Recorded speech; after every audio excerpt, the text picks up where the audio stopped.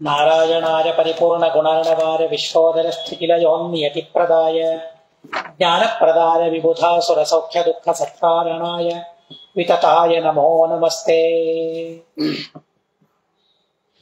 ಪ್ರಪಾಲಯತ್ಸ್ವೇವ ಧರಾಂ ಸಕೃಷ್ಣೇಶ್ವರ್ಧೈವ ಪಾರ್ಥೇಶು ಕಲಿರ್ಬಲಿಶ್ಚ ಸುಪಾಪದೈತ್ಯೌ ಕ್ವಚ ರಾಷ್ಟ್ರ ವಿಪ್ಲವಂ ಸಂಚಕ್ರತುಃ ತಚ್ಛೃತಮಾಶು ಪಾರ್ಥೈಃ. ಪಾಂಡವರು ಬಹಳ ಸುಖವಾಗಿ ಸಾಮ್ರಾಜ್ಯವನ್ನ ಪಾಲನೆ ಮಾಡ್ತಾ ಇದ್ದಾರೆ. ಆ ಪಾಂಡವರಿಗೂ ಮಾರ್ಗದರ್ಶಕರಾಗಿ ಕೃಷ್ಣ ಪರಮಾತ್ಮ ವೇದವ್ಯಾಸ ದೇವರು ಇದ್ದಾರೆ. ಇಂಥ ಸಂದರ್ಭದಲ್ಲಿ ಕಲಿ ಮತ್ತು ಬಲಿ ಇಬ್ಬರು ದೈತ್ಯರು. ಬಲಿ ಚಕ್ರವರ್ತಿಯಲ್ಲಿ ಸೇರಿಕೊಂಡ ಬಲಿ ಎಂಬ ದೈತ್ಯ, ಅವನು ಸಾಧು. ಬಲಿ ಚಕ್ರವರ್ತಿ ಒಳ್ಳೆಯವನೇ. ಅವನಲ್ಲಿ ಒಬ್ಬ ದೈತ್ಯನ ಆವೇಶ ಇತ್ತು, ಬಲಿಯ ಆವೇಶ ಇತ್ತು, ಬಲಿ ಎಂಬ ಅಸುರನ ಆವೇಶ. ಆ ಬಲಿ ಮತ್ತು ಕಲಿ ಇವರಿಬ್ಬರು ಸೇರ್ಕೊಳ್ತಾರೆ. ಸೇರ್ಕೊಂಡು ನಮ್ಮ ಕಾಲ ದುರ್ಯೋಧನನ ಪತನ ಯಾವಾಗಾಯಿತು ಆವಾಗಿಂದ ಕಲಿಕಾಲ, ಹೇಗೆ ನಮ್ಮ ಸಾಮ್ರಾಜ್ಯ ಇದು ಅಂತ ಹೇಳಿ ಅವರಿಬ್ಬರು ಸೇರಿಕೊಳ್ತಾರೆ. ಅವರಿಬ್ಬರು ಸೇರಿ ಮಹಾ ದೈತ್ಯರು, ಮಹಾಪಾಪಿಗಳು, ರಾಷ್ಟ್ರದ ವಿಪ್ಲವ, ರಾಷ್ಟ್ರದ ನಾಶವನ್ನು ಮಾಡಲಿಕ್ಕೆ ಪ್ರಾರಂಭ ಮಾಡ್ತಾರೆ. ಈ ವಿಚಾರ ಪಾಂಡವರಿಗೆ ತಿಳಿದು ಬರ್ತದೆ. ನೃಪೇಣ ಕೃಷ್ಣೇನ ಚ ಸಾಧು ಚೋದಿತೋ ಭೀಮಸ್ತದಾತೌ ಸಗಣಂ ವಿಜಿತ್ಯ ಬಲಿಂ ಪ್ರವಿದ್ರಾವ್ಯ ಕಲಿಂ ನಿಬಧ್ಯ ಸಮಾನಯತ್ ಕೃಷ್ಣ ನರೇಂದ್ರಯೋಃ ಪುರಃ. ಆವಾಗ ರಾಜ ಯಾರು? ಧರ್ಮರಾಜ. ಆಮೇಲೆ ಕೃಷ್ಣ ಪರಮಾತ್ಮ, ಇವರಿಬ್ಬರು ಭೀಮಸೇನ ದೇವರನ್ನು ಕರೀತಾರೆ. ಆ ಕಲಿ ಮತ್ತು ಬಲಿ ಇವರಿಬ್ಬರ ನಿಗ್ರಹ ಮಾಡಬೇಕಾದದ್ದು ನೀನು. ನಿನ್ನಗೆ ಬಿಟ್ರೆ ಬೇರೆ ಯಾರಿಗೂ ಆ ಸಾಮರ್ಥ್ಯ ಇಲ್ಲ. ಆದ್ದರಿಂದಾಗಿ ನೀನು ಅವರ ನಿಗ್ರಹವನ್ನು ಮಾಡಬೇಕು ಅಂತ ಹೇಳಿದಾಗ ಭೀಮಸೇನ ದೇವರು ಹೋಗ್ತಾರೆ. ಆ ಕಲಿ ಬಲಿ ಇಬ್ಬರೇ ಇಲ್ಲ, ಅವರ ಜೊತೆಗೆ ದೈತ್ಯ ಗಣವೇ ಇದೆ. ಕೋಟಿ ಕೋಟಿ ಸಂಖ್ಯೆಯಲ್ಲಿ ದೈತ್ಯರಿದ್ದಾರೆ. ಹೀಗಾಗಿ ಆ ಸಗಣ ಗಣ ಸಮೇತರಾದ ಆ ಕಲಿ ಮತ್ತು ಬಲಿ ಅವರಿಬ್ಬರ ಜೊತೆಗೆ ಯುದ್ಧವನ್ನ ಮಾಡಿ ಅವರನ್ನ ಗೆಲ್ಲಿತಾರೆ. ಬಲಿಂ ಪ್ರವಿದ್ರಾವ್ಯ, ಆ ಭೀಮಸೇನ ದೇವರ ಯುದ್ಧವನ್ನು ನೋಡಿ ಬಲಿ ಓಡಿ ಹೋಗ್ಬಿಡ್ತಾನೆ. ಕಲಿಯನ್ನು ಮಾತ್ರ ಬಂಧನ ಮಾಡಿಬಿಡ್ತಾರೆ ಭೀಮಸೇನ ದೇವರು.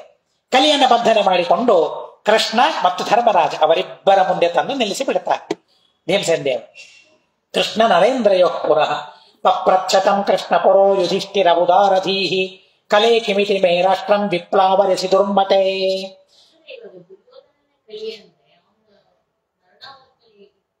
ಇವನು ಮೂಲ ರೂಪ. ಇವನು ಭೀಮಸೇನ ದೇವರು ಮುಖ್ಯ ಪ್ರಾಣದೇವರಿದ್ದ ಹಾಗೆ, ಹೇಗೆ ಮೂಲ ರೂಪ ಇವನು.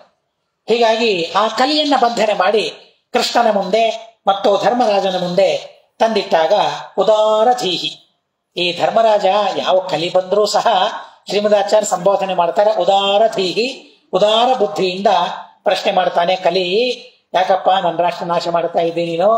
ಪ್ರಶ್ನೆ ಕೇಳಬೇಕ. ಅವನನ್ನು ಬಂಧನ ಮಾಡಿ ತಂದಾಗ ಹಾಕಿ ಅವನನ್ನ ಶಿಕ್ಷೆ ಕೊಡೋದು ಬಿಟ್ಟು ಅನ್ನೋದಕ್ಕಾಗಿಯೋ ಏನೋ ಶ್ರೀಮದಾಚಾರ್ಯ ಆ ಶಬ್ದ ಇಡ್ತಾರೆ, ಉದಾರಧೀಹಿ.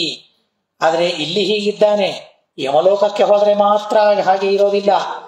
ಓ, ನೀವು ಏನ್ ಬೇಕಾದ್ದು ಪಾಪ ಮಾಡಿ ಹೋಗಿ ಹೀಗೆ ಮಾತಾಡ್ತಾರೆ ಅಲ್ಲಿ ಹೋದ್ರು ಇವರು ಅಂತ ತಿಳ್ಕೊಂಡ್ರೆ ಬಹಳ ಕಷ್ಟ. ಆದ್ದರಿಂದಾಗಿ ಇಲ್ಲಿ ಮಾತ್ರ ಹೀಗೆ ಮಾತಾಡ್ತಾ ಇದ್ದಾರೆ.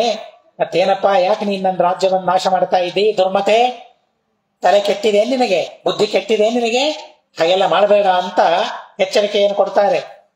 ಧರ್ಮರಾಜ ಇತ್ಯುಕ್ತ ಆಹ ಕಾಲೋಯಂ ದುರ್ಯೋಧನ ನಿಪಾತನಂ ಆರಭ್ಯ ಮಮ ತತ್ರತ್ವಂ ಬಲಾದಾಕ್ರಮ್ಯ ತಿಷ್ಠಸಿ ತಥೋ ಮಯ ಕೃತೋ ರಾಷ್ಟ್ರ ವಿಪ್ಲವಸ್ತೆ ನರಾಧಿಪ.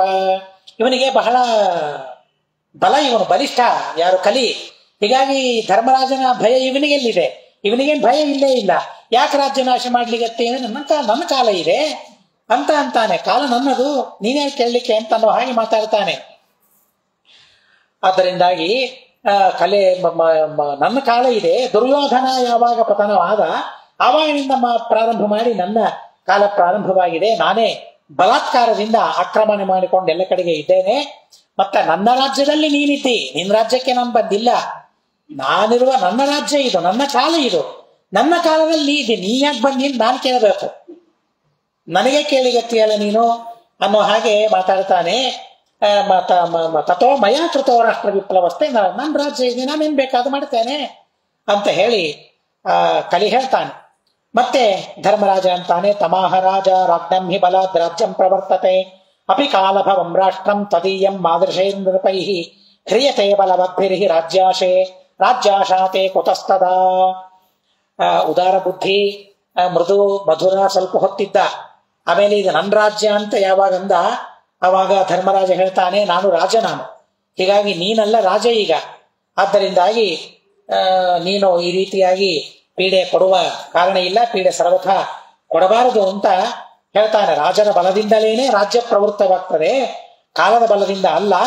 ಆದ್ದರಿಂದಾಗಿ ನಮ್ಮಂಥ ರಾಜ ಇರುವಾಗ ಮತ್ತೆ ನಿಮ್ಮಂಥವರು ಸರ್ವಥ ಇಲ್ಲಿ ಪ್ರವೇಶ ಮಾಡಬಾರ್ದು, ನಿನಗೆಲ್ಲಿ ರಾಜ್ಯದ ಆಶೆ, ನಾವಿರುವ ತನಕ ರಾಜ್ಯದ ಆಶೆ ಬೇಡ ಅಂತ ಹೇಳ್ತಾನೆ. ಕಾಲೋ ವಾ ಕಾರಣಂ ರಾಜ್ಞೋ ರಾಜ ವಾ ಕಾಲ ಕಾರಣಂ ಇತಿತೇ ಸಂಶಯೋ ಮಾ ಭೂತ್ ರಾಜ ಕಾಲಸ್ಯ ಕಾರಣಂ. ಸಂದೇಹ ಬರ್ಬಹುದು, ಕಾಲ ನಿನ್ನದು, ರಾಜ್ಯ ನನ್ನದು, ಯಾರು ಪ್ರಬಲ ಅಂತ ಸಂದೇಹ ಬರ್ಬಹುದೇನು ನನಗೆ. ಕಾಲೋವಾ ಕಾರಣಂ ರಾಜ್ಞ, ರಾಜನಿಗೆ ಕಾರಣ ಯಾವುದು, ಕಾಲವೋ, ಅಥವಾ ರಾಜನಿಗೆ ಕಾಲ ಕಾರಣವೋ, ಸಂದೇಹ ಬೇಡ, ರಾಜವೇ ಕಾಲಕ್ಕೆ ಕಾರಣ, ರಾಜನೇ ಕಾಲಕ್ಕೆ ಕಾರಣ. ನಾನು ರಾಜನಿದ್ದೇನೆ, ಈ ಕಾಲಕ್ಕೆ ಕಾರಣ ನಾನು, ಈ ಕಾಲ ನನ್ನ ಅಧೀನ, ನಿನ್ನ ಅಧೀನ ಅಲ್ಲ, ನಿನ್ನ ಕಾಲ ಅಲ್ಲ, ರಾಜ ನಾನಿರುವ ತನಕ ಈ ಕಾಲ ನನ್ನದೇ. ಧರ್ಮರಾಜ ಹೇಳ್ತಾನೆ, ತಮುವಾಚ ಕಲಿ ಕಾಲೇ ಮದೀಯೇ ತ್ವಾದೃಶ ಕುತಃ ರಾಜಾನಂ ಪೂರ್ವಮಾವಿಶ್ಯ ವಿಪ್ರಾಂಶ್ಚ ಸ್ಯಾಮಹಂ ನೃಪ. ಹೌದಾ ರಾಜ? ಕಲಿ ಹೇಳ್ತಾನೆ, ನನ್ನ ಕಾಲದಲ್ಲಿ ನಿನ್ನಂಥವರು ಬಂದಿದ್ದೀರಿ, ಏನ್ ಮಾಡ್ಬೇಕು, ನಾನೇನ್ ಮಾಡ್ತೇನೆ ಗೊತ್ತಾ, ಮೊದಲಿಗೆ ನಿನ್ನಲ್ಲಿಯೇ ನಾನು ಪ್ರವೇಶ ಮಾಡ್ತೇನೆ, ರಾಜ ಅಲ್ಲ ನೀನು, ನಿನ್ನಲ್ಲಿಯೇ ಪ್ರವೇಶ ಮಾಡಿ ಎಲ್ಲಾ ಬ್ರಾಹ್ಮಣರಲ್ಲಿ ನಾನು ಪ್ರವೇಶ ಮಾಡ್ತೇನೆ. ಕಲಿ ಹೇಳ್ತಾನೆ ನೋಡಿ, ಎಲ್ಲಾ ಬ್ರಾಹ್ಮಣರಲ್ಲಿ ನಾನು ಪ್ರವೇಶ ಮಾಡ್ತೇನೆ. ಯಾಕೆ? ರಾಜ್ಯದ ನಾಶ, ಧರ್ಮದ ನಾಶ ಆಗ್ಬೇಕಾದ್ರೆ ರಾಜನಲ್ಲಿ ಬ್ರಾಹ್ಮಣರಲ್ಲಿ ಪ್ರವೇಶ ಮಾಡಿಬಿಟ್ರೆ ನಾಶವಾಗಿ ಹೋಗ್ಬಿಡ್ತದೆ, ಧರ್ಮದ ನಾಶವಾಗ್ತದೆ. ವಾಸುದೇವ ಸಹಾಯೇಶು ತೇಜೋ ಯುಷ್ಮಾಸುಮೇನ ಹಿ ಕ್ವ ರಾಜಾಸ ವೃತೆ ರಸುಷ್ಮಾನ್ ಯೋ ಮಯಾ ನಾಭಿಭೂಯತೆ.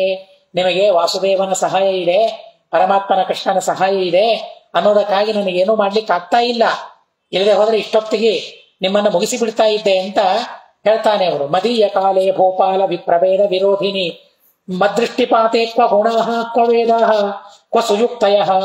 ಎಷ್ಟು ಧೈರ್ಯದಿಂದ ಹೇಳ್ತಾನೆ ನೋಡಿ, ನನ್ನ ಕಾಲ ಇದು ಎಂಥ ಕಾಲ ಅದು, ವೇದ ವಿಪ್ರ ವಿರೋಧಿಯಾದ ಕಾಲ ಅಂತ ಹೇಳ್ತಾರೆ. ವೇದ ವಿರುದ್ಧವಾದ ಕಾಲ, ವೇದಗಳು ಅಂದ್ರೆ ನಂಬಿಕೆ ಇಲ್ಲ. ಶಿವಾಜಿ ವಿಜಯ, ಶಿವರಾಜ ವಿಜಯ ಅಂತ ಒಂದು ತುಂಬಾ ಸುಂದರವಾದ ಕಾವ್ಯ ಇದೆ, ತುಂಬಾ ಸುಂದರವಾದ ಕಾವ್ಯ, ಗದ್ಯ ಕಾವ್ಯ ಇದೆ, ತುಂಬಾ ಚೆನ್ನಾಗಿದೆ, ಸಂಸ್ಕೃತದ್ದು. ಸಿಗ್ತದೆ ಪುಸ್ತಕ, ತಂದ್ಕೊಂಡು ಓದಿ. ತುಂಬಾ ಸುಲಭವಾದ ಪದಗಳಿವೆ, ಸಂಸ್ಕೃತವಾದ ಪದಗಳು, ಭಾರಿ ಹುಮ್ಮಸ್ಸು ಉತ್ಸಾಹ ತುಂಬಿಸುವಂತಹ ಮಾತುಗಳಿವೆ. ಅಲ್ಲಿ ಕಲಿಕಾಲದ ಬಗ್ಗೆ ಹೇಳ್ತಾ ಶಿವಾಜಿರಾಜ ಬರೋದಕ್ಕಿಂತಲೂ ಮೊದಲಿಗೆ ಹೇಗಿತ್ತು ಅಂತ ಅನ್ನೋ ಪರಿಸ್ಥಿತಿಯನ್ನ ವರ್ಣನೆ ಮಾಡ್ತಾ ಅಂಬಿಕಾ ತನಯದತ್ತ ವ್ಯಾಸ ಅಂತ ಆ ಕವಿ ಬರೆದದ್ದು, ಆಧುನಿಕ ಕವಿ ಬರೆದದ್ದು. ಅಲ್ಲಿ ತುಂಬಾ ಸುಂದರವಾಗಿ ಕಲಿಯ ವರ್ಣನೆ ಮಾಡ್ತಾ, ವೇದಾಹ ವಿಚ್ಛಿದ್ಯ ವೀಥೀಶು ವಿಕ್ಷಿಪ್ಯಂತೆ. ವೇದಗಳ ಪರಿಸ್ಥಿತಿ ಏನಾಗಿ ಇತ್ತು ಆ ಕಾಲದಲ್ಲಿ ಅಂತ ಹೇಳ್ತಾರೆ. ವೇದಗಳನ್ನ ಹರಿದು ದಾರಿಯಲ್ಲಿ ಹಾಕಿ ಬಿಟ್ಟಿದ್ರಂತೆ. ವೇದಾಹ ವಿಚ್ಛಿದ್ಯ ವೀಥೀಶು ವಿಕ್ಷಿಪ್ಯಂತೆ. ಇಂತಹ ತುಂಬಾ ಸುಂದರವಾದ ಮಾತುಗಳು ಬರ್ತದೆ. ಆ ಶಿವಾಜಿಯ ಬಹಳ ಅದ್ಭುತವಾದ ಶೌರ್ಯವನ್ನ ವರ್ಣನೆ ಮಾಡುವ ಕಥೆ ಇದೆ. ದೊಡ್ಡ ಮಹಾನುಭಾವ, ಭಾರತೀಯತೆಯನ್ನ ಉಳಿಸಿದ ವ್ಯಕ್ತಿ, ಅನೇಕ ಯತಿಗಳ ಅನುಗ್ರಹವನ್ನು ಪಡೆದ ವ್ಯಕ್ತಿ, ಸತ್ಯನಾಥರ ಅನುಗ್ರಹವನ್ನು ಪಡೆದಿದ್ದ, ರಾಘವೇಂದ್ರ ಸ್ವಾಮಿಗಳ ಅನುಗ್ರಹವನ್ನು ಪಡೆದಿದ್ದ ಇತ್ಯಾದಿಯಾಗಿ ಇತಿಹಾಸದಲ್ಲಿ ಹೇಳ್ತಾರೆ. ಇತಿಹಾಸವನ್ನು ಚೆನ್ನಾಗಿ ಸಮೀಕ್ಷೆ ಮಾಡಬೇಕು, ಇಲ್ಲ ಅಂತ ಅಲ್ಲ, ಆದರೂ ಅನೇಕ ಯತಿಗಳ ಸಹವಾಸ ಇದ್ದವರು. ಅವನ ಗುರು ರಾಮದಾಸ ಅಂತ, ಶಿವಾಜಿಯ ಗುರು ರಾಮದಾಸ ಅಂತ. ಆ ಮಹಾರಾಷ್ಟ್ರದ, ನಾವು ಮುಂಬೈ ವಿದ್ಯಾಪೀಠದಲ್ಲಿದ್ದಾಗ ಆಚಾರ್ಯರು ಮಹಾಭಾರತ ಹೇಳಿದ್ರು. ಸಾಯಂಕಾಲ ಪ್ರತಿನಿತ್ಯ ನಮ್ಮನ್ನು ಕೂಡಿಸ್ಬೇಕು, ಒಂದು ನೋಟ್ ಬುಕ್ಕು ಪೆನ್ನು ಕೊಟ್ಟು ಕೂಡಿಸ್ಬೇಕು, ಯಾವುದು ಒಳ್ಳೇದು ಅನಿಸ್ತದೆ ನಿಮಗೂ ಅನಿಸಿದ್ದು ಬರ್ಕೊಳ್ರಿ ಅಂತ ಹೇಳ್ಬೇಕು. ಬರ್ಕೊಳ್ತಾ ಇದ್ವಿ. ಆ ಸಂದರ್ಭದಲ್ಲಿ ಈ ರಾಮದಾಸನದ್ದೇನೋ ಪ್ರಸಂಗ ಬಂದಾಗ ಅವ್ರ ಮಹಾರಾಷ್ಟ್ರದ ಇತಿಹಾಸ ಒಂದು 7-8 ದೊಡ್ಡ ದೊಡ್ಡ ಪುಸ್ತಕಗಳಿವೆ. ಆ ಪುಸ್ತಕಗಳನ್ನ ತೆಗೆದು ರಾಮದಾಸ ಯಾರು ಅಂತ ಅನ್ನೋದನ್ನ ಓದಿ ತೋರಿಸಿದ್ರು. ಇವತ್ತಿಗೂ ನೆನಪಿದೆ. ಆ ರಾಮದಾಸ ನಮ್ಮವರೇ, ಮಾಧ್ವರಂತೆ ಅವರು. ರಾಮದಾಸ ಮಾಧ್ವರು. ಆ ರಾಮದಾಸ ಮಳಖೇಡಕ್ಕೆ ಹೋದ ಇತಿಹಾಸವು ಒಂದು ಕಡೆಗೆ ನಾವು ಕಾಣ್ತೇವೆ. ಆ ಮಾಧ್ವನ ಮಾರ್ಗದರ್ಶನದಲ್ಲಿ ಆ ಶಿವಾಜಿ ರಾಜ ಇದ್ದ, ದುಷ್ಟರನ್ನು ದೂರ ಮಾಡಿದ ಅಂಥ ಅದ್ಭುತವಾದ ವ್ಯಕ್ತಿಯ ಕಾವ್ಯ ಅದು. ಆ ಕಾವ್ಯದಲ್ಲಿ ಹೇಳ್ತಾರೆ ವೇದಗಳ ಬಗ್ಗೆ ಎಂಥ ಅವಸ್ಥೆ ಅಂತ ಅನ್ನೋದನ್ನು ಹೇಳ್ತಾರೆ. ಯಾಕೆ? ಕಲಿಯುಗ. ಇಲ್ಲಿ ಶ್ರೀಮದಾಚಾರ್ಯ ಹೇಳ್ತಾರೆ, ವೇದ ವಿಪ್ರ ವಿರೋಧಿನಿ. ವೇದ ಅಂದ್ರೆ ವಿರುದ್ಧ, ಬ್ರಾಹ್ಮಣರು ಅಂದ್ರೆ ವಿರುದ್ಧ. ಅಂಥ ಕಾಲ ಪ್ರತ್ಯಕ್ಷ, ಅದೇನು ಸುಳ್ಳಲ್ಲ ಅದು. ಹೀಗಾಗಿ ಅಂಥ ಕಾಲ ಯಾರು ಹೇಳ್ತಾರೆ? ಇದು ಸ್ವಯಂ ಕಲಿ ಹೇಳ್ತಾನೆ. ಎಂಥ ಕಾಲದಲ್ಲಿ ನೀನಿದ್ದಿ ಗೊತ್ತಾ? ವೇದ ವಿಪ್ರ ವಿರೋಧಿಯಾದ ಕಾಲದಲ್ಲಿ ನೀನಿದ್ದಿ ಅಂತ ಅವನು ಹೇಳ್ತಾನೆ. ಕೃಷ್ಣ ಪರಮಾತ್ಮ ಇದ್ದಾನೆ ಅಂತ ಅನ್ನೋದಕ್ಕಾಗಿ ಸುಮ್ಮನೆ ಕೂತಿದ್ದೆ. ನಾನ್ ಕಣ್ಣು ಹಾಕಿದ್ರೆ ಏನಾಗ್ತದೆ? ಕಲಿ ಹೇಳ್ತಾನೆ ನೋಡಿ ಹೇಗೆ ಇದೆ. ಮದ್ದೃಷ್ಟಿಪಾತೆ, ನಾನು ಕಣ್ಣು ಹಾಕಿದ್ರೆ ಗುಣ, ಎಲ್ಲಿ ಗುಣಗಳಿರ್ಲಿಕ್ಕೆ ಸಾಧ್ಯ? ನಾನು ಯಾರ ಮೇಲೆ ಕಣ್ಣು ಹಾಕ್ತಾನೆ ಅವರಲ್ಲಿ ಯಾವ ಗುಣಗಳು ಇರೋದಿಲ್ಲ. ಗುಣ ಕ್ವ ವೇದಾಹ, ಎಲ್ಲಿ ವೇದಗಳು ನಾನು ಕಣ್ಣು ಹಾಕಿದರೆ? ಕ್ವ ಸುಯುಕ್ತಯ, ಒಳ್ಳೆ ಯುಕ್ತಿಗಳು ಎಲ್ಲಿ ತೋರ್ತದೆ? ಯಾರಿಗೆ ತೋರ್ತದೆ? ಯಾರಿಗೂ ಒಳ್ಳೆ ಯುಕ್ತಿಗಳು ತೋರೋದಿಲ್ಲ. ವೇದಗಳ ಜ್ಞಾನವಾಗೋದಿಲ್ಲ, ಯಾವ ಪರಿಜ್ಞಾನವೂ ಇರೋದಿಲ್ಲ, ಯಾವ ಗುಣಗಳೂ ಇರೋದಿಲ್ಲ. ಇದು ನನ್ನ ಸಾಮರ್ಥ್ಯ, ನನ್ನ ದೃಷ್ಟಿಯ ಸಾಮರ್ಥ್ಯ ಇದು ಅಂತ ಕಲಿ ಹೇಳ್ತಾನೆ. ಅಂಥ ಕಲಿಯ ದೃಷ್ಟಿಗೆ ಒಳಗಾಗಬಾರದು. ಅವನು ಹೇಳ್ತಾನೆ ಮದ್ದೃಷ್ಟಿಪಾತ್ ಜಗಾದ ನೃಪತಿ ಸತ್ಯಂ ಕಲೆ ವಕ್ಷ್ಯನೃತೋಪಿ ಸನ್ನ ಮೋಚಯೇ ತ್ವರ್ಥ ವಚನಾತ್ ಯದಾಸ್ಮಾತ್ ಸಂತತೆ ಪರಂ ವಿಲುಂಪಸ್ಯಖಿಲಾನ್ ಧರ್ಮಾನ್ ಕರಂ ತತ್ರಾಪಿ ನೋರ್ಪಯ ಸೀಮಾಧಿರ್ಬಹುವಾಕ್ಯಂಚ ತುಲಾಮಾನೇ ಚ ಮೇ ಕರಃ ನೈವಾತಿಕ್ರಮಮೇ ತೇಷಾಂ ಕುರು ಸರ್ವಾತ್ಮನ ಕ್ವಚಿತ. ಆವಾಗ ರಾಜ ಹೇಳ್ತಾನೆ, ನೀನು ಸ್ವಯಂ ಅಮೃತ, ನೀನು ಸ್ವಯಂ ಸುಳ್ಳಿನ ರೂಪ, ನೀನು ಸುಳ್ಳಿನ ರೂಪ ಆದರೂ ಕೂಡ ಸತ್ಯ ಮಾತಾಡ್ತಾ ಇದ್ದಿ ಅಂತ ಧರ್ಮರಾಜ ಹೇಳ್ತಾನೆ. ಸತ್ಯ ಮಾತನಾಡಿದ್ದಕ್ಕಾಗಿ ನಿನ್ನನ್ನು ಬಿಟ್ಟುಬಿಡ್ತೇನೆ. ಧರ್ಮರಾಜ ಹೇಳ್ತಾನೆ ನೋಡಿ, ಸತ್ಯ ಮಾತಿಗೆ ಮಹಿಮೆ ಎಷ್ಟು ನೋಡಿ. ನಾನ್ ದೃಷ್ಟಿ ಹಾಕಿದ್ರೆ ಇವೆಲ್ಲ ಹೋಗ್ತವೆ ಅಂತಂದೆಯಲ್ಲ, ಅದು ಸತ್ಯ. ಅದು ಆ ಸತ್ಯ ಮಾತನಾಡಿದ್ದಕ್ಕಾಗಿ ನಾನು ನಿನ್ನನ್ನ ಬಿಟ್ಟು ಬಿಡ್ತಾ ಇದ್ದೇನೆ. ಆದರೆ ನೀನು ಮೋಚಯೇ ತ್ವರ್ಥ ವಚನ, ನನ್ನ ಸಂತತಿ ಇರುವ ತನಕ ನೀನು ನನ್ನ ರಾಜ್ಯದಲ್ಲಿ ಪ್ರವೇಶ ಮಾಡಬಾರದು. ಇದು ಮೊದಲನೇ ಕರಾರು, ಮೊದಲನೇ ನಿಯಮ. ಈ ನಿಯಮಗಳಿಗೆ ನೀನು ಒಪ್ಪಿದರೆ ಬಿಡ್ತೇನೆ, ಇಲ್ಲಿ ಹೋದ್ರೆ ಬಿಡೋದಿಲ್ಲ. ಇಷ್ಟು ಮನಸ್ಸು ಮಾಡಿದ್ದು ನೀನು ಸತ್ಯ ಮಾತನಾಡಿದ್ದಕ್ಕೆ ಅಂತ ಹೇಳ್ತಾರೆ. ಹೀಗಾಗಿ ನನ್ನ ಸಂತತಿ ಇರುವ ತನಕ ನೀನು ಸರ್ವಥಾ ನನ್ನ ರಾಜ್ಯದಲ್ಲಿ ಪ್ರವೇಶ ಮಾಡಬಾರದು. ವಿಲುಂಪಸ್ಯ ಸಿಖಿಲಾನ್ ಧರ್ಮಾನ್ ಕರಂ ತತ್ರಾಪಿ ನೋರ್ಪಯ. ಮತ್ತಿಷ್ಟೇ ಹೇಳಿದೇನೆ, ನೀನು ನನಗೆ ಟ್ಯಾಕ್ಸ್ ಕೊಡ್ತಾ ಇರ್ಬೇಕು, ಕರ ಕೊಡ್ತಾ ಇರ್ಬೇಕು ನೀನು. ಅದು ಎಷ್ಟು ಸಮಯ ಇತ್ತು ಗೊತ್ತಿಲ್ಲ, ಅಂತೂ ಅಷ್ಟಷ್ಟು ಸಮಯಕ್ಕೆ ಸರಿಯಾಗಿ ಕರವನ್ನ ಕೊಡ್ತಾ ಇರ್ಬೇಕು. ಮತ್ತು 4 ಕಡೆಗೆ ನೀನು ಇರಲೇಬಾರದು ಅಂತ ಹೇಳ್ತಾರೆ. ಒಂದು ಸೀಮಾ ಅಂದ್ರೆ ಗೊತ್ತಲ್ಲ, ಬಾರ್ಡರ್. ಆ ಬಾರ್ಡರ್ ಅಲ್ಲಿ ನೀನು ಇರಬಾರದು, ಅಲ್ಲಿ ಸತ್ಯ ಇರಬೇಕು, ಅಲ್ಲಿ ಧರ್ಮ ಇರಬೇಕು. ಇಲ್ಲಿಯ ತನಕ ನನ್ನದು ಅನ್ನೋದಕ್ಕಾಗಿ ಅದರ ಆಚೆ ಇದ್ದು ಅದರಲ್ಲಿ ಜಗಳ ಮಾಡಬಾರದು ಅನ್ನೋದಕ್ಕಾಗಿ ಈಗಲಾದ್ರೂ ಸ್ವಲ್ಪ ಅಲ್ಲಿ ಧರ್ಮ ಇದೆ, ಇಲ್ಲಿಯ ತನಕ ನನ್ನ ಮನೆ. ಅತಿಕ್ರಮ ಮಾಡೋದು ಬಹಳ ಇಲ್ಲ, ಇದೆ ಕ್ರಮವಾಗಿ ಆ ಧರ್ಮ ಹೆಚ್ಚಾಗ್ತಾ ಇದೆ, ಆದರೆ ಅಲ್ಲಿಯೂ ಧರ್ಮ ಇದೆ. ಸೀಮಾ, ಅಲ್ಲಿ ನೀನು ಪ್ರವೇಶ ಮಾಡಬಾರದು. ಬಹುವಾಕ್ಯ, ಸಾಕ್ಷಿಗಳ ಮಾತು, ಬಹಳ ಜನರ ವಾಕ್ಯ.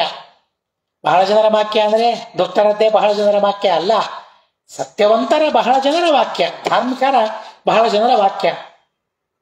ನೋಡ್ರಿ, ಅಲ್ಲಿ ಇರಬೇಕು ಅಂತ ಹೇಳ್ತಾರೆ. ಬಹಳ ಜನರ ವಾಕ್ಯ, ಅದು ಪ್ರಮಾಣ, ಸಾಕ್ಷಿ ವಚನ. ಆ ಸಾಕ್ಷಿಯಲ್ಲಿ ನೀನು ಪ್ರವೇಶ ಮಾಡಬಾರದು ಅಂತ ಹೇಳ್ತಾರೆ. ತುಲಾ, ಅಳಿತಾರಲ್ಲ ತಕ್ಕಡಿ, ಅಲ್ಲಿ ನೀನಿರಬಾರದು ಅನ್ನೋದಕ್ಕಾಗಿ ಇನ್ನೂ ತಕ್ಕಡಿ ಇಟ್ಕೊಂಡಿದ್ದಾರೆ. ತಮಗೆ ಎಷ್ಟು ಬೇಕೋ ಅಷ್ಟು ಹಾಕಿ ಕಳಿಸ್ಬೋದಲ್ಲ, ಇಷ್ಟು 1 kg, ಇಷ್ಟು ಅರ್ಧ kg, ಹೇಳೋರು ಯಾರು ಕೇಳೋರು ಯಾರು. ಅದರ ಕೆಳಗೆ ಇಡ್ತಾರೆ, ಮೇಲೆ ಇಡ್ತಾರೆ, ಏನೋ ಮಾಡ್ತಾರೆ, ಅಂತೂ ಮುಂದಂತೂ ತೋರಿಸ್ತಾರಲ್ಲ ತಕ್ಕಡಿ, ಅದಂತೂ ಇದೆ ಎಲ್ಲ ಧರ್ಮ. ಅಲ್ಲಿ ನೀನು ಪ್ರವೇಶ ಮಾಡಬಾರದು ಅಂತ ಹೇಳ್ತಾರೆ. ತುಲಾ, ಮಾನ, ಅಳಿಯೋದು, ಲೀಟರ್ ಅಳಿಯೋದೇನಿದೆಯಲ್ಲ ಎಲ್ಲ ಆ ತರಹದ್ದು ಅಳಿಯೋದು. ಆ ಅಳಿಯೋದರಲ್ಲಿಯೂ ನೀನು ಇರಬಾರದು. ಈ 4 ಸ್ಥಳದಲ್ಲಿ ನೀನು ಸರ್ವಥಾ ಇರಬಾರದು ಅಂತ ಹೇಳ್ತಾರೆ. ಮೇಕರಹ ನೈವಾತಿಕ್ರಮ ಮೇತೇಶಾಂ, ಯುವತಿಗಳನ್ನು ಮಾತ್ರ ನೀನು ಅತಿಕ್ರಮ ಮಾಡಬಾರದು.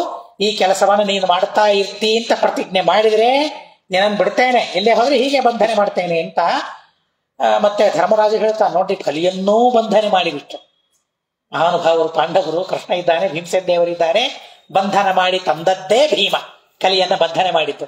ಅರ್ಜುನ ಹೋಗ್ಲಿಲ್ಲ. ಮಹಾಭಾರತದಲ್ಲಿ ಈ ಮಾತು ಬರ್ತದೆ.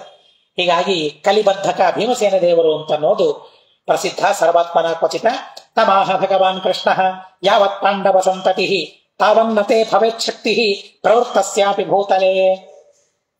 ಧರ್ಮರಾಜ ಸ್ವಲ್ಪ ಮೆತ್ತಗೆ ಹೇಳಿದ, ಅಂದ್ರೆ ನನ್ನ ಸಂತತಿ ಇರುವ ತನಕ ನೀನಿರಬಾರದು, ಬರಬಾರದು ಅಂತ ಸ್ವಲ್ಪ ಮೆತ್ತಗೆ ಹೇಳಿದ. ಕೃಷ್ಣ ಹೇಳ್ತಾನೆ, ಬರಬಾರದು ಅಲ್ಲ, ಬರ್ಲಿಕ್ಕೆ ಆಗೋದಿಲ್ಲ ನನಗೆ ಅಂತ ಹೇಳ್ತಾರೆ.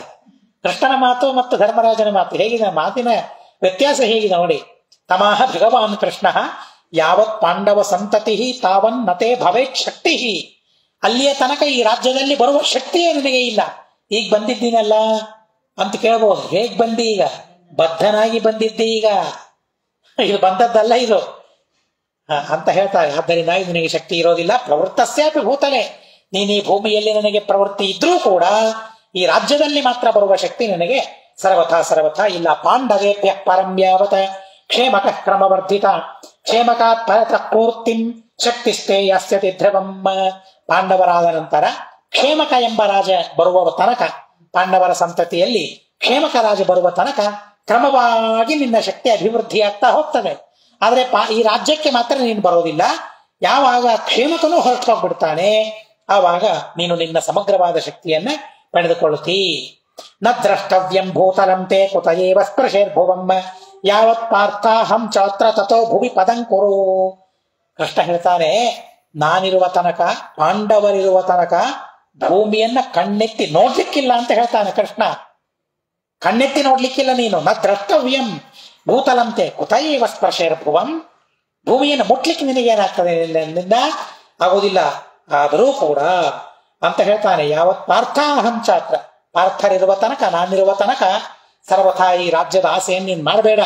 ತಥೋ ಭೂಮಿ ಪಾರಂಕರು, ನಾನು ತೆರಳಿದ ಮೇಲೆ, ಪಾಂಡವರು ತೆರಳಿದ ಮೇಲೆ ಭೂಮಿಯಲ್ಲಿ ಕಾಲಿಡು ನೀನಷ್ಟೇ. ಅಲ್ಲಿಯ ತನಕ ಭೂಮಿಯನ್ನ ಕಣ್ತೆರೆದು ನೀನ್ ನೋಡ್ತಕ್ಕದ್ದಲ್ಲ ಅಂತ ಹೇಳಿ ಕೃಷ್ಣ ಪರಮಾತ್ಮ ಶಾಸನ ಮಾಡ್ತಾನೆ.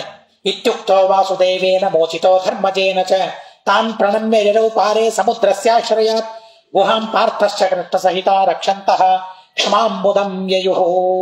ಹೀಗೆ ಕೃಷ್ಣ ಪರಮಾತ್ಮ ಮತ್ತು ಧರ್ಮರಾಜ ಹೇಳಿದ ಮೇಲೆ ನಮಸ್ಕಾರ ಮಾಡ್ತಾನೆ ಅವರಿಗೆ. ಕಲಿ ತಾನ್ ಪ್ರಣಮ್ಯ, ಭಕ್ತಿ ಅಲ್ಲ ಭಯ. ಅದರಿಂದ ಭಯದಿಂದ ನಮಸ್ಕಾರ ಮಾಡಬಾರದು, ಭಕ್ತಿಯಿಂದ ನಮಸ್ಕಾರ ಮಾಡಬೇಕು. ಯಾವಾಗಲೂ ಇರಬೇಕು ಭಯ, ಇರಬಾರದು ಅಂತಲ್ಲ, ಭಯದ ಜೊತೆಗೆ ಭಕ್ತಿಯೂ ಇರಬೇಕು. ಯಾಗ ಅವನಲ್ಲಿ ಭಕ್ತಿ ಇಲ್ಲ, ಕೇವಲ ಭಯ. ಬಿಡೋದಿಲ್ಲ ನನ್ನನ್ನ, ಇವರು ಪೀಡೆ ಆಗ್ತಾ ಇದೆ, ಅದು ಭೀಮಬಂಧನ. ಅದು ಆ ಭೀಮಬಂಧನದಿಂದ ಎಷ್ಟು ನೋವಾಗ್ತಾ ಇದೆಯೋ ಅವನಿಗೆ, ಭಾರಿ ನೋವಾಗ್ತಾ ಇದೆ. ಹೀಗಾಗಿ ನಮಸ್ಕಾರ ಮಾಡಿ ಬಿಡ್ತಾನೆ, ಬಿಟ್ಬಿಡ್ರಿ ನನ್ನನ್ನ ಅಂತ ಹೇಳಿ. ಆಯ್ತು, ನಾನು ನೋಡೋದಿಲ್ಲ, ಬಿಟ್ಬಿಡ್ರಿ ಅಂತ. ಆದ್ಮೇಲೆ ಅವರನ್ನ ನಮಸ್ಕಾರ ಮಾಡಿ ಅಲ್ಲಿಂದ ಸಮುದ್ರದ ಆಚೆ ಇರುವ ಒಂದು ಗುಹೆಗೆ ಹೋಗಿ ಆ ಗುಹೆಯಲ್ಲಿ ತಾನು ಕೂತು ಬಿಡ್ತಾನೆ. ನೋಡಬಾರದು ಅಂತ ಹೇಳಿದ್ದಾನಲ್ಲ, ಎಲ್ಲಿ ಹೋಗ್ಬೇಕಿನ? ಎಲ್ಲಿಯೋ ಕತ್ತಲೆಯ ಕೋಣೆ, ಕತ್ತಲೆಯ ಗುಹೆಯಲ್ಲಿ ಹೋಗಿ, ಭೀಮನ ಭಯ, ಹೀಗಾಗಿ ಮೂಲೆಯಲ್ಲಿ ಹೋಗಿ ಕುಳಿತುಕೊಂಡು ಬಿಟ್ಟಿದ್ದಾನೆ. ಯಾವ ರೀತಿಯಾಗಿ ನಿಗ್ರಹ ಮಾಡಿದ್ರು ಕಲಿಯನ್ನ ಅಂತ ಬಹಳ ಅದ್ಭುತವಾಗಿ ಶ್ರೀಮದಾಚಾರ್ಯ ತಿಳಿಸ್ತಾರೆ.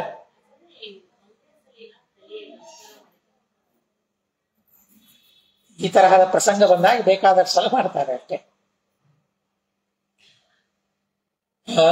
ಅದಾದ್ಮೇಲೆ ಮತ್ತೆ ಪಾಂಡವರೆಲ್ಲರೂ ಕೃಷ್ಣನ ಜೊತೆಗೆ ಸುಖವಾಗಿ ರಾಜ್ಯವನ್ನ ಆಳ್ತಾ ಸಂತೋಷದಿಂದ ಇದ್ದಾರೆ. ಏವಂ ಪಾರ್ಥಾನ್ ಪ್ರತಿಷ್ಠಾಪ್ಯ ಶಕ್ರ ಪ್ರಸ್ಥೇತು ಸಾರ್ಜುನಃ ಕ್ರೀಡನ್ ದಿವ್ಯಾ ಕಥಾ ಪ್ರಾಹ ಪುತ್ರ ಶೋಕಾಪನುತ್ತರೆ ಗೀತೋಕ್ತಂ ವಿಸ್ಮೃತಂ ಚಾಸ್ಮೈ ಪುನರ್ವಿಸ್ತರತೋ ವದತ. ಹೀಗೆ ಪಾಂಡವರನ್ನೆಲ್ಲ ಆ ಇಂದ್ರಪ್ರಸ್ಥದಲ್ಲಿ ಇರಿಸ್ತಾನೆ. ಇರಿಸಿ ತಾನು ಅನೇಕ ವಿಧವಾದ ಕಥೆಗಳನ್ನ, ತತ್ವಗಳನ್ನು ಉಪದೇಶ ಮಾಡ್ತಾನೆ ಅರ್ಜುನನಿಗೆ. ಯಾಕೆ? ಮಗನ ಮರಣವಾಗಿದೆ, ಅಭಿಮನ್ಯುವಿನ ಮರಣವಾಗಿದೆ, ಶೋಕ, ಬಹಳ ಶೋಕದಲ್ಲಿ ಇದ್ದಾನಂತೆ ಅರ್ಜುನ, ಬಹಳ ಶೋಕದಲ್ಲಿದ್ದಾನೆ. ಅಭಿಮನ್ಯುವಿನ ಗುಣಗಳು ಹೇಗಿರ್ಲಿಕ್ಕಿಲ್ಲ, ಎಷ್ಟು ಸಂಬಂಧ, ಆ ಪುತ್ರ ಸಂಬಂಧ ಎಷ್ಟು ಹಚ್ಕೊಂಡಿದ್ದಾನೆ, ಎಷ್ಟು ಅಭಿಮಾನವನ್ನು ಇಟ್ಟುಕೊಂಡಿದ್ದ ಅರ್ಜುನ. ಹೀಗಾಗಿ ಆ ಪುತ್ರ ಶೋಕವನ್ನು ಕಳೆಯೋದಕ್ಕಾಗಿ ದಿವ್ಯವಾದ ಕಥೆಗಳನ್ನ, ದೇವರ ಕಥೆಗಳನ್ನು ಹೇಳ್ತಾ ಹೇಳ್ತಾ ಆ ದುಃಖವನ್ನು ಮರೆಸ್ತಾ ಇದ್ದಾನೆ, ಸಮಾಧಾನ ಪಡಿಸ್ತಾ ಇದ್ದಾನೆ ಕೃಷ್ಣ ಪರಮಾತ್ಮ. ಎಷ್ಟು ಕರುಣೆ ನೋಡಿ ಕೃಷ್ಣ ಪರಮಾತ್ಮನದ್ದು. ಪರಮಾತ್ಮನ ದಿವ್ಯವಾದ ಕಥೆಗಳನ್ನು ಹೇಳಿ ಗೀತೋಕ್ತಂ ವಿಸ್ಮೃತಂ ಚಾಸ್ಮೈ ಪುನರ್ವಿಸ್ತರತೋ ವದತ. ಇಂದ್ರ ಪರೋಕ್ಷ ಜ್ಞಾನಿ, ಗೀತೆಯಲ್ಲಿ ಹೇಳಿದ್ದನ್ನ ಮರ್ತೋದಂತೆ. ಏನ್ ನೋಡಿ ಶ್ರೀಮದಾಚಾರ್ಯ ಹೇಳ್ತಾರೆ ಮಾತುಗಳನ್ನ. ಇಂದ್ರ ತ್ರಿಲೋಕಾಧಿಪತಿ, ಮಹಾ ಅಪರೋಕ್ಷ ಜ್ಞಾನಿ, ಉಮಾದೇವಿಯ ನಂತರದ ಸ್ಥಾನ, ಎಷ್ಟು ದೊಡ್ಡ ದೇವತೆ. ಶ್ರೀಮದಾಚಾರ್ಯ ಅಂತಾರೆ ಗೀತೋಕ್ತಂ ವಿಸ್ಮೃತಂ. ಗೀತೆಯಲ್ಲಿ ಹೇಳಿದ ತತ್ವಗಳೇನಿದೆಯಲ್ಲ, ಆ ತತ್ವಗಳ ವಿಸ್ಮರಣೆ ಆಯಿತು, ಮರ್ತೋಯ್ತು. ಮರ್ತೋದಾಗ ಪುನರ್ವಿಸ್ತರತಃ ಅವತ, ಮತ್ತೆ ವಿಸ್ತಾರವಾಗಿ ಕೃಷ್ಣ ಪರಮಾತ್ಮ ಆ ಎಲ್ಲ ತತ್ವಗಳನ್ನು ತಿಳಿಸ್ತಾರಂತೆ ಅರ್ಜುನನಿಗೆ. ಇಂದ್ರನಿಗೂ ತತ್ವದ ವಿಸ್ಮರಣೆಯಾಗ್ತದೆ. ಅವತಾರ ತಾಳಿದಾಗ ತತ್ವದ ವಿಸ್ಮರಣೆ ಅವರಿಗೂ ಆಗ್ತದೆ. ಅದರಿಂದಾಗಿ ಅವರು ಮರೆತು ಹೋಗಿದ್ರು ಸರ್ವಥ. ಮತ್ತೆ ಅಪರೋಕ್ಷ ಜ್ಞಾನಿಗಳು ಹೇಗೆ ಇವೆಲ್ಲ ಆಗ್ತದೆ ಅಂತ ಅನ್ನುವ ಕಾರಣ ಇಲ್ಲ. ಹೀಗಾಗಿ ವಿಸ್ತೃತವಾದದ್ದನ್ನು ಮತ್ತೆ ವಿಸ್ತಾರವಾಗಿ ಕೃಷ್ಣ ಪರಮಾತ್ಮ ಅವುಗಳನ್ನು ಉಪದೇಶ ಮಾಡ್ತಾನೆ. ಅದನ್ನು ಶ್ರೀಮದಾಚಾರ್ಯಲ್ಲಿ ಸಂಗ್ರಹವಾಗಿ ಹೇಳ್ತಾರೆ. ವಾಣಿ ಪ್ರಾಣೋ ವಾಸುದೇವ ಇತ್ಯೈತೈರಖಿಲಂ ತದಂ ಸರ್ವೋತ್ತಮತ್ವಮೇತೇಷಾಂ ಸರ್ವಮೇತದ್ವಶೇ ಜಗತ ಉತ್ತರೋತ್ತರಮೇತೇಪಿ ಗುಣೋಚ್ಚಾಸ್ತದ್ವಶೇ ತದ್ವಶೇ ಪರೇ. ವಾಣಿ ಸರಸ್ವತೀ ದೇವಿ, ಭಾರತೀ ದೇವಿಯರು, ಮುಖ್ಯ ಪ್ರಾಣ ಬ್ರಹ್ಮದೇವರು, ಪರಮಾತ್ಮ, ಮಧ್ಯದಲ್ಲಿ ಲಕ್ಷ್ಮೀದೇವಿ, ಇವರು ಇಡೀ ಜಗತ್ತಿನಲ್ಲಿ ವ್ಯಾಪ್ತರಾಗಿದ್ದಾರೆ. ಕ್ರಮವಾಗಿ ಇವರು ಉತ್ತಮರಾಗಿದ್ದಾರೆ. ಸರಸ್ವತಿ ಭಾರತೀಯರು, ನಂತರ ಮುಖ್ಯ ಪ್ರಾಣ ಬ್ರಹ್ಮದೇವರು, ಅದರ ನಂತರ ಲಕ್ಷ್ಮೀ, ಪರಮಾತ್ಮ, ಈ ರೀತಿಯಾಗಿ ಅವರು ಉತ್ತಮರಾಗಿದ್ದಾರೆ. ಪರಮಾತ್ಮ ಸರ್ವೋತ್ತಮನಾಗಿದ್ದಾನೆ. ಇತ್ತಂ ಹರೇರ್ವಶೇ ಸರ್ವಂ ಗುಣಪೂರ್ಣಶ್ಚ ಸಪ್ರಭು ಏಕದೇವ ನಚಾನ್ಯೋಸ್ತಿ ಪ್ರಾಣೋಚ್ಚ ತದಘೋರಮಃ. ಸರ್ವವು ಭಗವಂತನ ಅಧೀನವಾಗಿದೆ. ಅನಂತ ಗುಣ ಪರಿಪೂರ್ಣನಾಗಿದ್ದಾನೆ ಸಮರ್ಥನಾದ ಪರಮಾತ್ಮ. ದೇವರ ಹೊರತಾಗಿ ಸಮಾನರಾದವರು ಯಾರೂ ಇಲ್ಲ. ಸಮಾನರೇ ಇಲ್ಲ ಅಂದಮೇಲೆ ಉತ್ತಮರಾದವರು ಹೇಗಿರ್ಲಿಕ್ಕೆ ಸಾಧ್ಯ? ಸಾಧ್ಯವೇ ಇಲ್ಲ. ಪ್ರಾಣೋಚ್ಚ, ಮುಖ್ಯ ಪ್ರಾಣದೇವರು ಉತ್ತಮರಾಗಿದ್ದಾರೆ. ಪರಮಾತ್ಮ ಉತ್ತಮನಾಗಿದ್ದಾನೆ. ಪರಮಾತ್ಮನಿಗಿಂತಲೂ ಲಕ್ಷ್ಮೀ ದೇವಿಯ ಧಮಳು, ಲಕ್ಷ್ಮೀ ದೇವಿಗಿಂತಲೂ ಮುಖ್ಯ ಪ್ರಾಣದೇವರು, ಭಾರತೀ ದೇವಿಯರು. ಈ ರೀತಿಯಾಗಿ ತಾರತಮ್ಯವನ್ನು ತಿಳಿಯಬೇಕು. ಪರಮಾತ್ಮನಿಗೆ ಹುತಾಶ ಅಂತ ಕರೀತಾರೆ. ಯಾಕೆ? ಸ ಹುತಾಶ ಇತಿ ಪ್ರೋಕ್ತೋ ಹುತಮತ್ಯಖಿಲಂ ಯತಃ ವಾಕ್ ಪ್ರಾಣ ಮಧ್ಯಗೋ ನಿತ್ಯಂ ಧಾರಯತ್ಯಖಿಲಂ ಜಗತ ಸ ಈಶೋ ಬ್ರಹ್ಮ ರುದ್ರಾದ್ಯ ಜೀವಾಯೇವ ಪ್ರಕೀರ್ತಿತಾಃ. ಪರಮಾತ್ಮ ಹುತವಾದದ್ದು, ಆಹುತಿಯಾಗಿ ಕೊಟ್ಟದ್ದೆಲ್ಲವನ್ನು ಭಗವಂತ ಸ್ವೀಕಾರ ಮಾಡ್ತಾನೆ. ಆದ್ದರಿಂದಾಗಿ ದೇವರಿಗೆ ಹುತಾಶ ಅಂತ ಕರೀತಾರೆ. ನಿತ್ಯವೂ ಮತ್ತೆ ಆ ಪರಮಾತ್ಮ ಈ ಸಮಸ್ತ ಪ್ರಪಂಚವನ್ನ ಧಾರಣೆ ಮಾಡಿದ್ದಾನೆ. ಸೈಷೋ ಬ್ರಹ್ಮ ರುದ್ರಾದ್ಯ, ಬ್ರಹ್ಮ ರುದ್ರ ಇವರೇ ಮುಂತಾದವರೆಲ್ಲರೂ ಕೂಡ ಜೀವರು ಅಂತ ಕರೆಸಿಕೊಳ್ಳಲ್ಪಡ್ತಾರೆ. ಪರಮಾತ್ಮ ಈ ಜೀವರಿಗೆ ಅಧಿಪತಿಯಾಗಿದ್ದಾನೆ. ತೇ ಯೇ ತಸ್ಯಾನಾದಿ ಸದ್ಭಕ್ತ ಮುಕ್ತಿ ಯೋಗ್ಯ ಹಿತೆ ಸ್ಮೃತಃ ಅನಾದಿ ದ್ವೇಷಿಣೋ ಯಸ್ಮಿನ್ ಸ್ತಮೋ ಯೋಗ್ಯ ಸುಪಾಪಿನಃ. ಯಾರು ಅನಾದಿ ಕಾಲದಿಂದ ಸದ್ಭಕ್ತರಿದ್ದಾರೆ ಅವರು ಮುಕ್ತಿಯೋಗ್ಯರಾಗಿದ್ದಾರೆ. ಅನಾದಿ ದ್ವೇಷಿಗಳು ಯಾರಿದ್ದಾರೆ ಅವರು ತಮಸ್ಸನ್ನು ಹೊಂತಾರೆ, ಮಹಾಪಾಪಿಗಳಾಗಿದ್ದಾರೆ. ಮಿಶ್ರಾ ಮಧ್ಯ ಇತಿ ಜ್ಞೇಯ ಸಂಸಾರ ಪರಿವರ್ತಿನಃ ಏವಂ ಜೀವಾಸ್ತ್ರಿಧಾ ಪ್ರೋಕ್ತ ಭವಂತೇತೆ ನ ಚಾನ್ಯಥಾ. ಮಿಶ್ರಮರಾದ ಮಧ್ಯರು ಮಿಶ್ರ ಫಲವನ್ನು ಅನುಭವಿಸ್ತಾರೆ, ಸುಖ ದುಃಖಾತ್ಮಕವಾದ ಫಲವನ್ನು ಅನುಭವಿಸ್ತಾರೆ, ಸಂಸಾರದಲ್ಲಿಯೇ ಇರ್ತಾರೆ. ಅರ್ಥ ಸುಖ ದುಃಖವನ್ನು ಅನುಭವಿಸ್ತಾ ಇರ್ತಾರೆ ಅವರು. ಈ ರೀತಿಯಾಗಿ ಜೀವರು ತ್ರಿವಿಧರಾಗಿದ್ದಾರೆ, ಹೊರತು ಬೇರೆ ರೀತಿಯಾಗಿ ಅಲ್ಲ. ತಾರತಮ್ಯಂಚ ವಿಜ್ಞೇಯಂ, ತಾರತಮ್ಯವನ್ನು ತಿಳಿಯಬೇಕು. ಲಿಂಗೈರ್ ದೈಹಿಕ ಮಾನಸೈಹಿ ವಿಷ್ಣೋರ್ ಲಿಂಗಾನುಸಾರಿತ್ವ ತಾರತಮ್ಯ ತರೀಕ್ಷಣಂ. ತಾರತಮ್ಯವನ್ನು ತಿಳಿಬೇಕು. ಹೇಗೆ? ಲಿಂಗೈಹಿ ದೈಹಿಕ ಮಾನಸೈಹಿ. ನೋಡ್ರಿ, ದೈಹಿಕವಾದ ಮಾನಸವಾದ ಲಿಂಗಗಳಿಂದ ತಾರತಮ್ಯವನ್ನ ತಿಳಿಯಬೇಕು ಅಂತ ಹೇಳ್ತಾರೆ. ದೈಹಿಕವಾದ ಲಕ್ಷಣಗಳು, ಮಾನಸವಾದ ಭಕ್ತಿ ಮುಂತಾದವುಗಳು, ಇವುಗಳಿಂದ ತಾರತಮ್ಯವನ್ನು ತಿಳಿಬೇಕು ಅಂತ ಹೇಳ್ತಾರೆ. ಅವೇ ಜ್ಞಾಪಕ, ತಾರತಮ್ಯಕ್ಕೆ ಜ್ಞಾಪಕವಾದದ್ದು. ನಮಗೆ ಲಕ್ಷಣಗಳನ್ನು ತಿಳಿಲಿಕ್ಕೆ ಬರ್ತದ? ಲಕ್ಷಣಗಳನ್ನು ಹೇಳಿದ್ದಾರೆ. ಯಾರ ಯಾರ ಲಕ್ಷಣಗಳು, ದೈಹಿಕ ಲಕ್ಷಣಗಳು ಹೇಗೆ ಹೇಗೆ ಇರ್ತದೆ ಅಂತ ಹೇಳಿದ್ದಾರೆ. ಆ ದೈಹಿಕ ಲಕ್ಷಣಗಳಿಂದ, ಮಾನಸಿಕ ಲಕ್ಷಣಗಳಿಂದ ಅವಶ್ಯವಾಗಿ ತಾರತಮ್ಯವನ್ನು ತಿಳಿಯಬಹುದು. ನಮಗೆಲ್ಲ ಸಾಧ್ಯ ಇಲ್ಲ ಅದು. ವಿಷ್ಣೋರ್ ಲಿಂಗಾನುಸಾರಿತ್ವ ತಾರತಮ್ಯ ತದೀಕ್ಷಣಂ. ವಿಷ್ಣು ತದರುಗಾನಂಚ ಪ್ರೀತಿಗಿರ್ ಧರ್ಮೈರಿತಃ ಅಧರ್ಮೋನ್ಯ ಇಯಂ ನಿಷ್ಠಾ ಪ್ರಲಾಪಕ್ಕಿಂ ಕರಿಷ್ಯತಿ. ಆ ಭಗವಂತನ ದರ್ಶನವನ್ನು ಸರ್ವದಾ ಮಾಡ್ತಾ ಇರಬೇಕು. ಭಗವಂತನಿಗೆ ಯಾರು ಅನುಗರಾಗಿದ್ದಾರೆ, ಸೇವಕರಾಗಿದ್ದಾರೆ, ಅಂಥವರು ಹೇಳಿದ್ದು ಧರ್ಮ. ಅವರಿಗೆ ಪ್ರೀತಿಯನ್ನುಂಟು ಮಾಡೋದೇ ಧರ್ಮ. ವೈಷ್ಣವರಿಗೆ ಯಾವುದರಿಂದ ಪ್ರೀತಿ ಆಗ್ತದೆ ಅದೇ ಧರ್ಮ. ಯಾವುದರಿಂದ ವೈಷ್ಣವರಿಗೆ ಪ್ರೀತಿ ಆಗೋದಿಲ್ಲ ಅದು ಅಧರ್ಮ ಅಂತ ತಿಳಿದು ನಾವು ಆ ಧರ್ಮಾಧರ್ಮಗಳ ಅನುಷ್ಠಾನದಲ್ಲಿ ಮತ್ತೆ ಪರಿತ್ಯಾಗದಲ್ಲಿ ತೊಡಗಿಕೊಳ್ಳಬೇಕು. ಪ್ರಲಾಪಕ್ಕೆ ಕರಿಷ್ಯತಿ. ಯಾಕೆ ಶೋಕ ಮಾಡ್ತಾ ಇದ್ದಿ ನೀನು? ಶೋಕ ಮಾಡುವ ಕಾರಣ ಇಲ್ಲ. ಏವಮಾದ್ಯನುಶಾಸ್ತ್ಯಾಯ ಪಾರ್ಥಂ ಪಾರ್ಥೈಶ್ಚ ಸತ್ಕೃತಃ ಕಥಂಚಿತ್ ತಾನವಸ್ಥಾಪ್ಯ ಸುದೂರಾನುಗತಃ ಪ್ರಭು ಸುಭದ್ರಾ ಸಹಿತ ಪ್ರಾಯಾದ್ಯಾನೇನ ದ್ವಾರಕಾಂ ಪುರಿಂ. ಈ ರೀತಿಯಾಗಿ ಅರ್ಜುನನನ್ನ ಅನುಶಾಸನೆ ಮಾಡ್ತಾನೆ, ಸಮಾಧಾನ ಪಡಿಸ್ತಾನೆ. ಪಾರ್ಥರಿಂದ ಆದರ್ತನಾಗಿ ಆದರವನ್ನ ಹೊಂದಿ ಅವರನ್ನ ಮತ್ತೆ ಆ ರಾಜ್ಯದಲ್ಲಿ ಇರಿಸಿ ನಾನು ಮತ್ತೆ ಸ್ವಲ್ಪ ದಿವಸ ನನ್ನ ದೇಶಕ್ಕೆ ಹೋಗಿ ಬರ್ತೇನೆ, ದ್ವಾರಕೆಗೆ ಹೋಗಿ ಬರ್ತೇನೆ ಅಂತ ಅವರಿಗೆ ತಿಳಿಸ್ತಾನೆ. ಕೃಷ್ಣ ಹೊರಟ ಅಂತಂದ್ರೆ ಇವರಿಗೆ ದಿಕ್ಕೊಬ್ಬರು ಸಮಾಧಾನ ಮಾಡ್ತಾನೆ, ಬಹಳ ಸಮಾಧಾನ ಮಾಡ್ತಾನೆ. ಸಮಾಧಾನ ಮಾಡಿ ಸುದೂರಾನುಗತ, ಬಹಳ ದೂರ ಬರ್ತಾರೆ ಕೃಷ್ಣನ ಬೆನ್ನು ಹತ್ತಿ.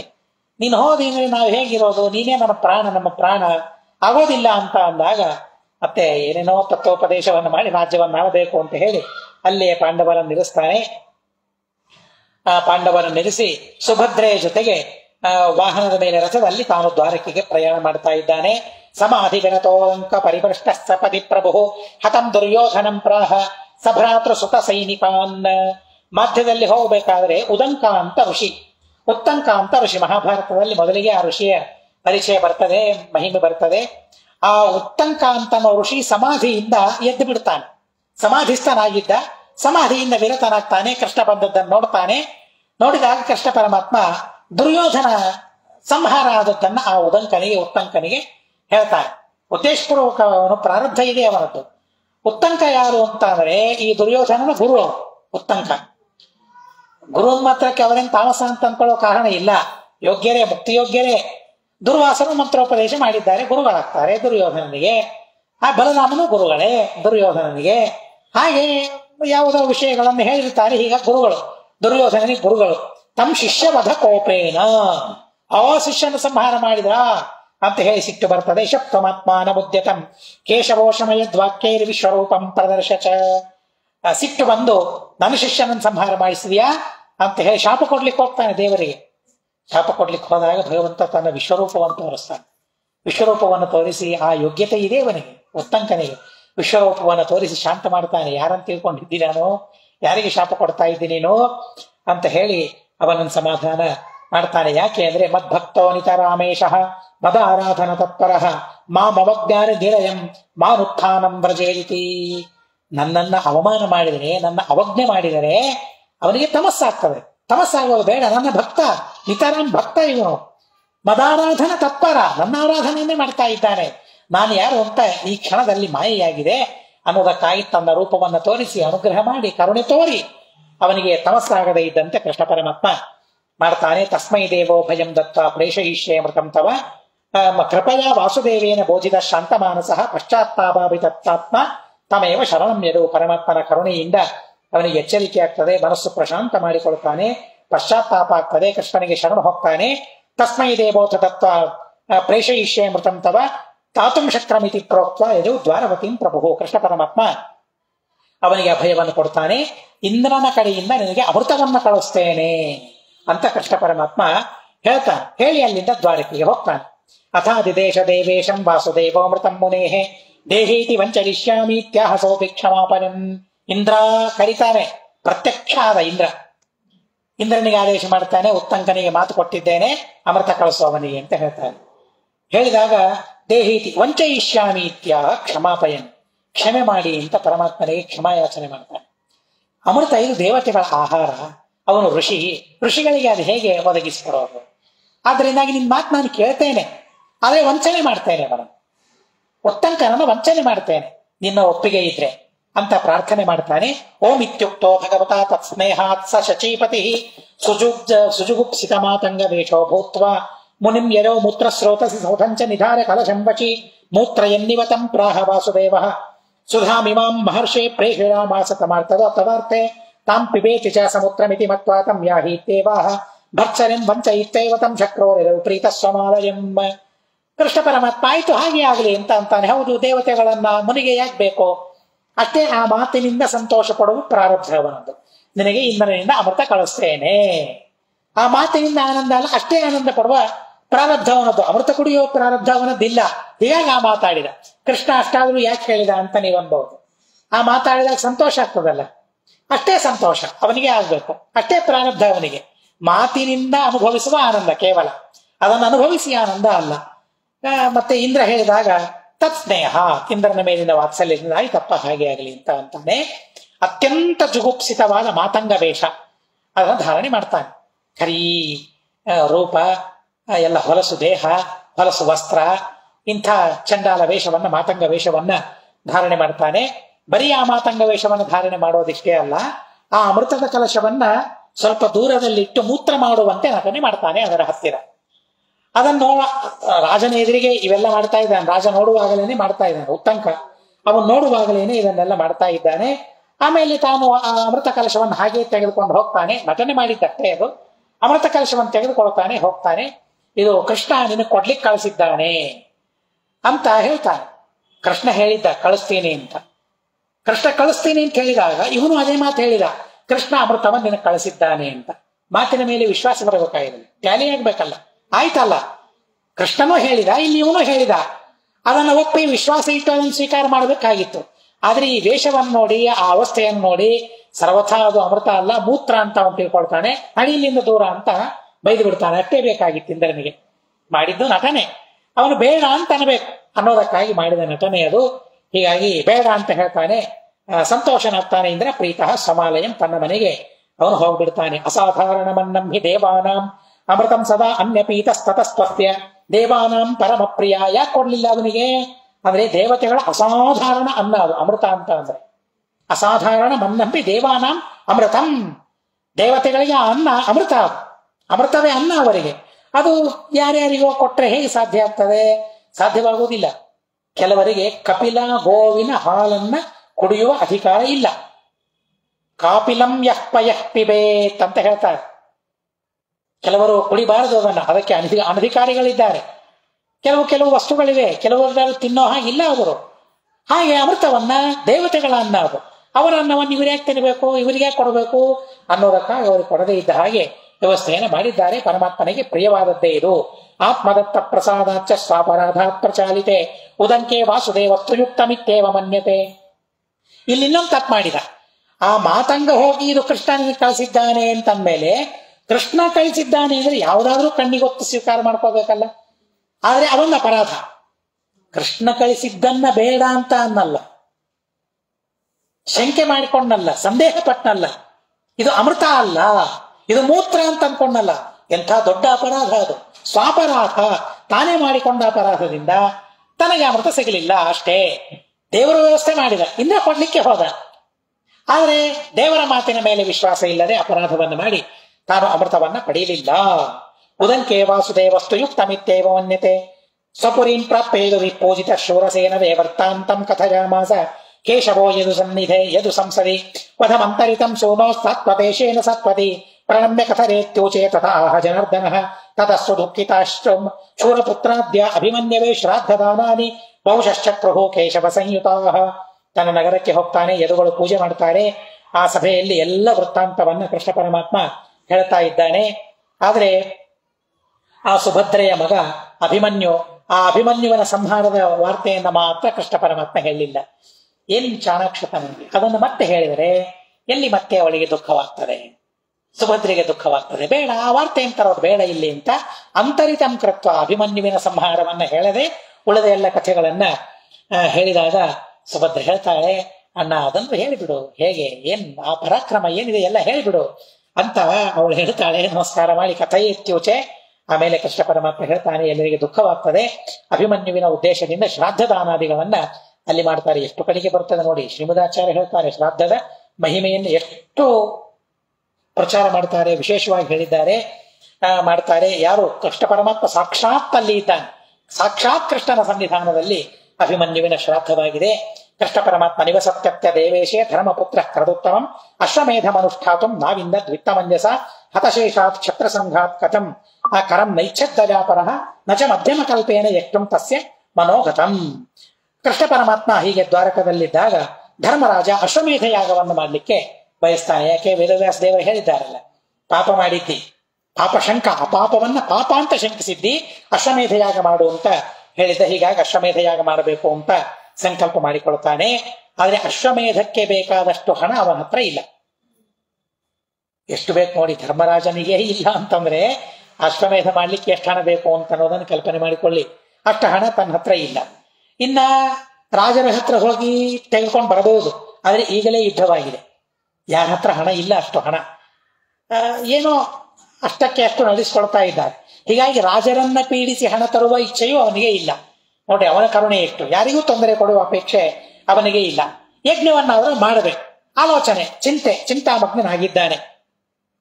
ವಿಜ್ಞಾನ ನಿತ್ಯ ವಿಜ್ಞಾತ ನಿಖಿಲೋ ಬಾದರಾಯಣ ಆವಿರ್ಭೂತೋ ಹಿಮವತ ಶೃಂಗಂ ಯತ್ರಾಭಿಸಂಗತಂ ಮೇರು ಶೃಂಗೇಣ ಯತ್ರೈವ ವಿಷ್ಣುಸ್ವಾತ್ಮಾನ ಅಭ್ಯಜಂ ಲೋಕಸ್ಯ ಸಂಗ್ರಹಾಯೇಜೆ ಕರ್ಮಬಂಧೋಚ್ಚಿತೋಪಿ ಸನ್. ಆ ಕ್ಷಣದಲ್ಲಿ ವೇದವ್ಯಾಸ ದೇವರು ಪ್ರತ್ಯಕ್ಷರಾಗಿ ಬಿಡ್ತಾರಂತೆ. ಅವನ ಚಿಂತೆ ಮಗ್ನನಾದ ಪ್ರತ್ಯಕ್ಷರಾಗ್ತಾರೆ ವೇದವ್ಯಾಸ ದೇವರು. ನಿತ್ಯ ವಿಜ್ಞಾತ ನಿಖಿಲ, ಯಾವಾಗಲೂ ಎಲ್ಲದರ ಜ್ಞಾನ ಆ ಪರಮಾತ್ಮನಿಗೆ ವೇದವ್ಯಾಸ ದೇವರಿಗೆ ಇದೆ. ಆವಿರ್ಭೂತರಾಗಿದ್ದಾರೆ. ಹಿಮವತ್ ಪರ್ವತ, ಮೇರು ಪರ್ವತ ಜೊತೆಗೆ ಸೇರುವ ಪ್ರದೇಶ. ಹಿಮಾಲಯ ಪರ್ವತ, ಅದರ ಶಿಖರ ಮೇರು ಪರ್ವತದ ಜೊತೆಗೆ ಸೇರುವ ಒಂದು ಪರಮ ಪವಿತ್ರವಾಗಿರತಕ್ಕಂತಹ ಸ್ಥಾನ. ಅಲ್ಲಿಗೆ ಪಾಂಡವರನ್ನು ಕರ್ಕೊಂಡು ಹೋಗ್ತಾರಂತೆ. ಅಲ್ಲಿ ಸ್ವಯಂ ಪರಮಾತ್ಮನೇ ತಾನು ಯಜ್ಞವನ್ನು ಮಾಡಿದ್ದಾನಂತೆ. ಆ ಸ್ಥಳದಲ್ಲಿ ಕರ್ಮ ಬಂಧನ ದೇವರಿಗೆ ಇಲ್ಲ. ಕರ್ಮಬಂಧೋಜ್ಜಿತನಾದರೂ ಪರಮಾತ್ಮ ಯಜ್ಞವನ್ನ ಅಲ್ಲಿ ಮಾಡಿದ್ದಾನೆ. ಶಂಕರಾದ್ಯಾಸುರ ಯತ್ರ ಮರುತಶ್ಚೇಯೇ ಹರಿಂ ದಾನವೋ ವೃಷಪರ್ವಾಚ ತತ್ರಾಸ್ತಿ ಧನಮಕ್ಷರಂ. ರುದ್ರಾದಿ ದೇವತೆಗಳು ಅಲ್ಲಿ ಯಾಗವನ್ನು ಮಾಡಿದ್ದಾರೆ. ಮರುತ್ತ ರಾಜ ಅಲ್ಲಿ ಯಜ್ಞವನ್ನು ಮಾಡಿದ್ದಾನೆ. ವೃಷಪರ್ವ ದಾನವ ಅವನು ಅಲ್ಲಿ ಯಜ್ಞವನ್ನು ಮಾಡಿದ್ದಾನೆ. ಯಾರಮ್ಮ ಶರ್ಮಿಷ್ಠ ಕೇಳ್ತೀವಲ್ಲ, ಅವರ ತಂದೆ ವೃಷಪರ್ವ ರಾಜ, ಆ ವೃಷಪರ್ವ ರಾಜ ಅಲ್ಲಿ ಯಜ್ಞವನ್ನು ಮಾಡಿದ್ದಾನೆ.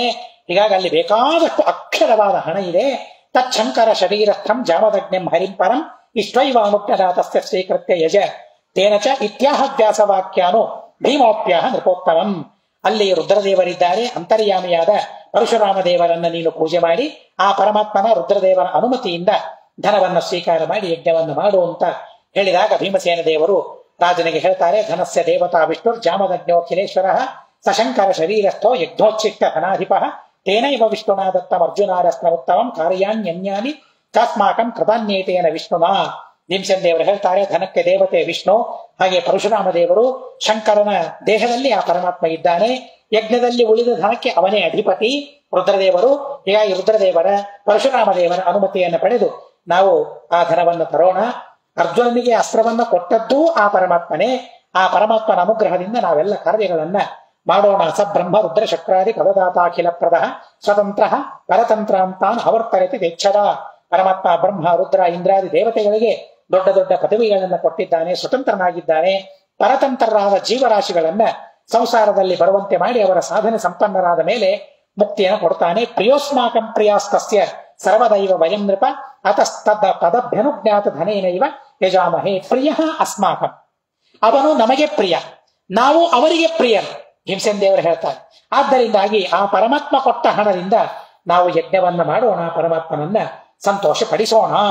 ಸೋಯಂ ಪಿತಾಮಹೋಸ್ಮಾಕಂ ವ್ಯಾಸಸ್ತತ್ರ ವ್ಯಾಸಸ್ತನ್ನ ಪ್ರದಸ್ಯತಿ ಇತ್ಯುಕ್ತ್ವಾ ತಂ ಪುರಸ್ಕೃತ್ಯ ಕೃಷ್ಣ ದ್ವೈಪಾಯನಂ ಯಜುಹು. ಈ ವೇದವ್ಯಾಸ ದೇವರು ಅಂದ್ರೆ ಯಾರು? ನಮ್ಮ ಪಿತಾಮಹ.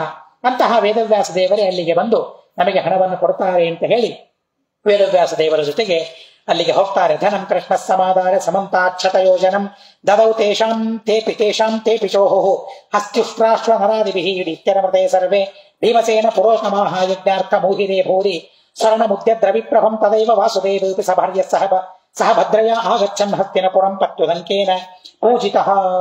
ಆವಾಗ ಮತ್ತೆ ವೇದವ್ಯಾಸ ದೇವರಲ್ಲಿ ಹೋಗ್ತಾರೆ. 100 ಯೋಜನದಲ್ಲಿ ಇರುವ ಸಂಪತ್ತು, ಹಣ ಎಷ್ಟು ಸ್ಥಾನದಲ್ಲಿದೆ? 100 ಯೋಜನ. ನಮ್ಮ ಹಣ ಏನಿಟ್ಟು ಒಂದು ಕಪಾಟ್ನಲ್ಲಿ ಅಲ್ಲ, ಒಂದು ಪೆಟ್ಟಿಗೆಯಲ್ಲಿ ಸಾಕಾಗೋದಿಲ್ಲ. ಆದ್ರೆ 100 ಯೋಜನ ಹರಡಿದ ಆ ಹಣವನ್ನ ತೋರಿಸ್ತಾರೆ ವೇದವ್ಯಾಸ ದೇವರು. ತೆಗೆದುಕೊಂಡ್ರೆ ಇದನ್ನೆಲ್ಲ ಅಂತ ಹೇಳ್ತಾರೆ. ಹೇಳಿದಾಗ ಅದನ್ನು ತೆಗೆದುಕೊಳ್ತಾರೆ, ಒಂಟೆ ಮೇಲೆ ಹಾಕ್ತಾರೆ. ಆಮೇಲೆ ಹೇಸರಗತ್ತೆ ಅಂತ ಇದೆ, ನೀವೇನಂತೀರಿ ಅದಕ್ಕೆ? ಜೀಬ್ರಾ. ಆ ಹೇಸರಗತ್ತೆ ಮೇಲೆ ಹಾಕ್ತಾರೆ, ಆನೆಗಳ ಮೇಲೆ ಹಾಕ್ತಾರೆ, ಸ್ವಯಂ ಸೇವಕರು ಹೊತ್ತಿಕೊಳ್ತಾರೆ. ಧರ್ಮರಾಜನನ್ನ ಬಿಟ್ರೆ ಅರ್ಜುನ, ಭೀಮ, ನಕುಲ, ಸಹದೇವ ಹೊತ್ತುಕೊಳ್ತಾರೆ ಹಣವನ್ನ. ಆ ಮೂಟೆಗಳನ್ನ ಹೊತ್ಕೊಂಡು ತರ್ತಾರೆ. ಯಜ್ಞಕ್ಕೆ ಅಲ್ಲ ತರೋದು, ದೇವರಾರಾಧನೆಗೆ ತರೋದಲ್ವಾ. ನಮ್ಮ ಮಹಾಸ್ವಾಮಿಗಳು ಮೂಲರಾಮ ದೇವರ ಪೂಜೆಗೆ ನೀರು ತರೋದನ್ನ, ಗಂಧ ತೆಗೆಯೋದನ್ನ ನಾವೆಲ್ಲ ನೋಡ್ತೀವಲ್ಲ. ಪ್ರತಿನಿತ್ಯ ಪೂಜೆ ಮಾಡುವಾಗ ಅವರೇ ಮಂತ್ರ ಪ್ರಾರಂಭ ಮಾಡ್ತಾರೆ, ಮಂತ್ರಗಳನ್ನೊಂದು ಪ್ರಾರಂಭ ಮಾಡ್ತಾರೆ, ಎಲ್ಲ ಅವರಿಂದಲೇ ಆಗ್ಬೇಕು ಅಂತ. ಹಾಗೆ ಸ್ವಯಂ ಭೀಮಸೇನ ದೇವರು ಆ ಭಕ್ತಿಯಿಂದ ಆ ಧನವನ್ನು ಹೊತ್ತುಕೊಂಡು ತರ್ತಾರೆ, ಯಜ್ಞಕ್ಕಾಗಿ ತರ್ತಾರೆ. ಆ ಬಂಗಾರ ಹೇಗಿದೆ ಅಂದ್ರೆ ಉದಯಿಸುವ ಸೂರ್ಯನಂತೆ ಆ ಬಂಗಾರ ಕಾಂತಿಯುಕ್ತವಾಗಿದೆ ಅಂತೆ. ಅಂತಹ ಬಂಗಾರವನ್ನು ಹೊತ್ತು ತರ್ತಾ ಇದ್ದಾರೆ. ಅದೇ ಸಂದರ್ಭದಲ್ಲಿ ಕೃಷ್ಣ ಪರಮಾತ್ಮ ತನ್ನ ಹೆಂಡತಿಯರ ಜೊತೆಗೆ ಕೂಡಿಕೊಂಡು ಸುಭದ್ರೆಯ ಜೊತೆಗೆ ಹಸ್ತಿನಾಪುರಕ್ಕೆ ಬರ್ತಾ ಇದ್ದಾನೆ. ಮಧ್ಯದಲ್ಲಿ ಮತ್ತೆ ಉದಂಕ ಭೇಟಿಯಾದಾಗ ನಮಸ್ಕಾರ ಮಾಡ್ತಾನೆ, ಪೂಜೆ ಮಾಡ್ತಾನೆ. ತತ್ಕಾಮ ವರ್ಷಣೋ ಮೇಘಾಂಸ್ತಸ್ಯ ದತ್ತೋದಕಾರ್ಚಿನಃ ಸಫಲಂ ಸವರಂ ಕೃತ್ವ ಜಗಾಮ ಗಜದಾಫಯಂ. ನನಗೆ ನೀರ್ ಬೇಕು ಅಂತ ಕೇಳ್ತಾನೆ ಉದಂಕ. ಕೃಷ್ಣನಿಗೆ ಕೇಳ್ತಾನೆ, ನನಗೆ ನೀರ್ ಬೇಕು ಅಂತ, ದೇವರಿಂದಲೇ ನೀರು ಪಡಿಬೇಕು ಅಂತ. ನೀರ್ ಬೇಕು ಅಂತ ಕೇಳಿದಾಗ ಆಗಿಂದಾಗಲೇ ಮೇಘಗಳನ್ನು ಸೃಷ್ಟಿ ಮಾಡ್ತಾನೆ. ಅಮೃತದಂತೆ ಇರುವ ಜಲವನ್ನ ಆ ಉದಂಕನಿಗೆ ಕೊಡ್ತಾನೆ. ನಿನಗೆ ಅಮೃತ ಕೊಡ್ಲಿಲ್ಲ, ಆದ್ರೆ ಇದು ಅಮೃತದಂತೆಯೇ, ನಿನಗೆ ಅಮೃತ ಇದು, ಆ ಮೇಘಗಳಿಂದ ನಿನಗೆ ಅಮೃತವನ್ನು ಕೊಟ್ಟಿದ್ದೇನೆ ಅಂತ ಹೇಳಿ ಅವರ ಕೃಷ್ಣನು ಕೊಟ್ಟ ವರವನ್ನು ಪೂರ್ಣ ಮಾಡ್ತಾನೆ. ಪೂರ್ಣ ಮಾಡಿ ಅಲ್ಲಿಂದ ಮತ್ತೆ ಬರ್ತಾ ಇದ್ದಾನೆ, ಹಸ್ತಿನಾವತಿಗೆ ಬರ್ತಾ ಇದ್ದಾನೆ. ಆ ಸನ್ನೇಶ್ವೇವ ಪಾರ್ಥೇಶು ವ್ಯಾಸೇಚ ಪುರುಷೋತ್ತಮೇ ಪ್ರವೇಶ ಪುರಂ ಕೃಷ್ಣ ಸ್ತದಾ ಸೂತೋತ್ತರಾಮೃತಂ. ಪ್ರಸಂಗ ಹೇಗಿದೆ ನೋಡಿ, ಎಷ್ಟು ಅದ್ಭುತವಾದ ಪ್ರಾರಬ್ಧಗಳು ಅಂತ ಅಂದ್ರೆ, ಪಾರ್ಥರು, ಆ ಪಾಂಡವರು ಇನ್ನೂ ಹಸ್ತಿನಾವತಿಗೆ ಬಂದಿಲ್ಲ, ಹತ್ತಿರದಲ್ಲಿದ್ದಾರೆ. ಕೃಷ್ಣ ಪರಮಾತ್ಮ ಪ್ರವೇಶ ಮಾಡಿಬಿಟ್ಟ, ಹಸ್ತಿನಾವತಿಯನ್ನು ಪ್ರವೇಶ ಮಾಡಿದ. ಯಾವಾಗ ಕೃಷ್ಣ ಪ್ರವೇಶ ಮಾಡಿದ ಅಲ್ಲಿ ಆದ ಘಟನೆ ಏನು ಅಂತಂದ್ರೆ, ಉತ್ತರಾದೇವಿ ಮಗನನ್ನ ಹಡಿತಾಳೆ. ಎಂಥ ಮಗ? ಮೃತಂ ಪುತ್ರಂ ಅಸೂತ್, ಸತ್ತು ಹೋದ ಮಗನನ್ನ ಹಡೆದಿದ್ದಾಳೆ ಉತ್ತರಾದೇವಿ. ದ್ರೌಣ್ಯಸ್ತ್ರ ಸೋದಿತಂ ಬಾಲಂ ದೃಷ್ಟ್ವಾ ಕುಂತ್ಯಾದಿಕಾ ಸ್ತ್ರೀಯಃ ಶರಣ್ಯಂ ಶರಣಂ ಜಗ್ಗುರು ವಾಸುದೇವಂ ಜಗತ್ಪದಿಂ ಪ್ರತ್ಯಕ್ಷಮಾತ್ಮನಾ ಗರ್ಭೆ ರಕ್ಷಿತಂ ಪ್ರಸವೇಹಿತಂ ಪುನರುಜ್ಜೀವಯಾಮಾಸ ಕೇಶವ ಪಾರ್ಥತಂತವೇ.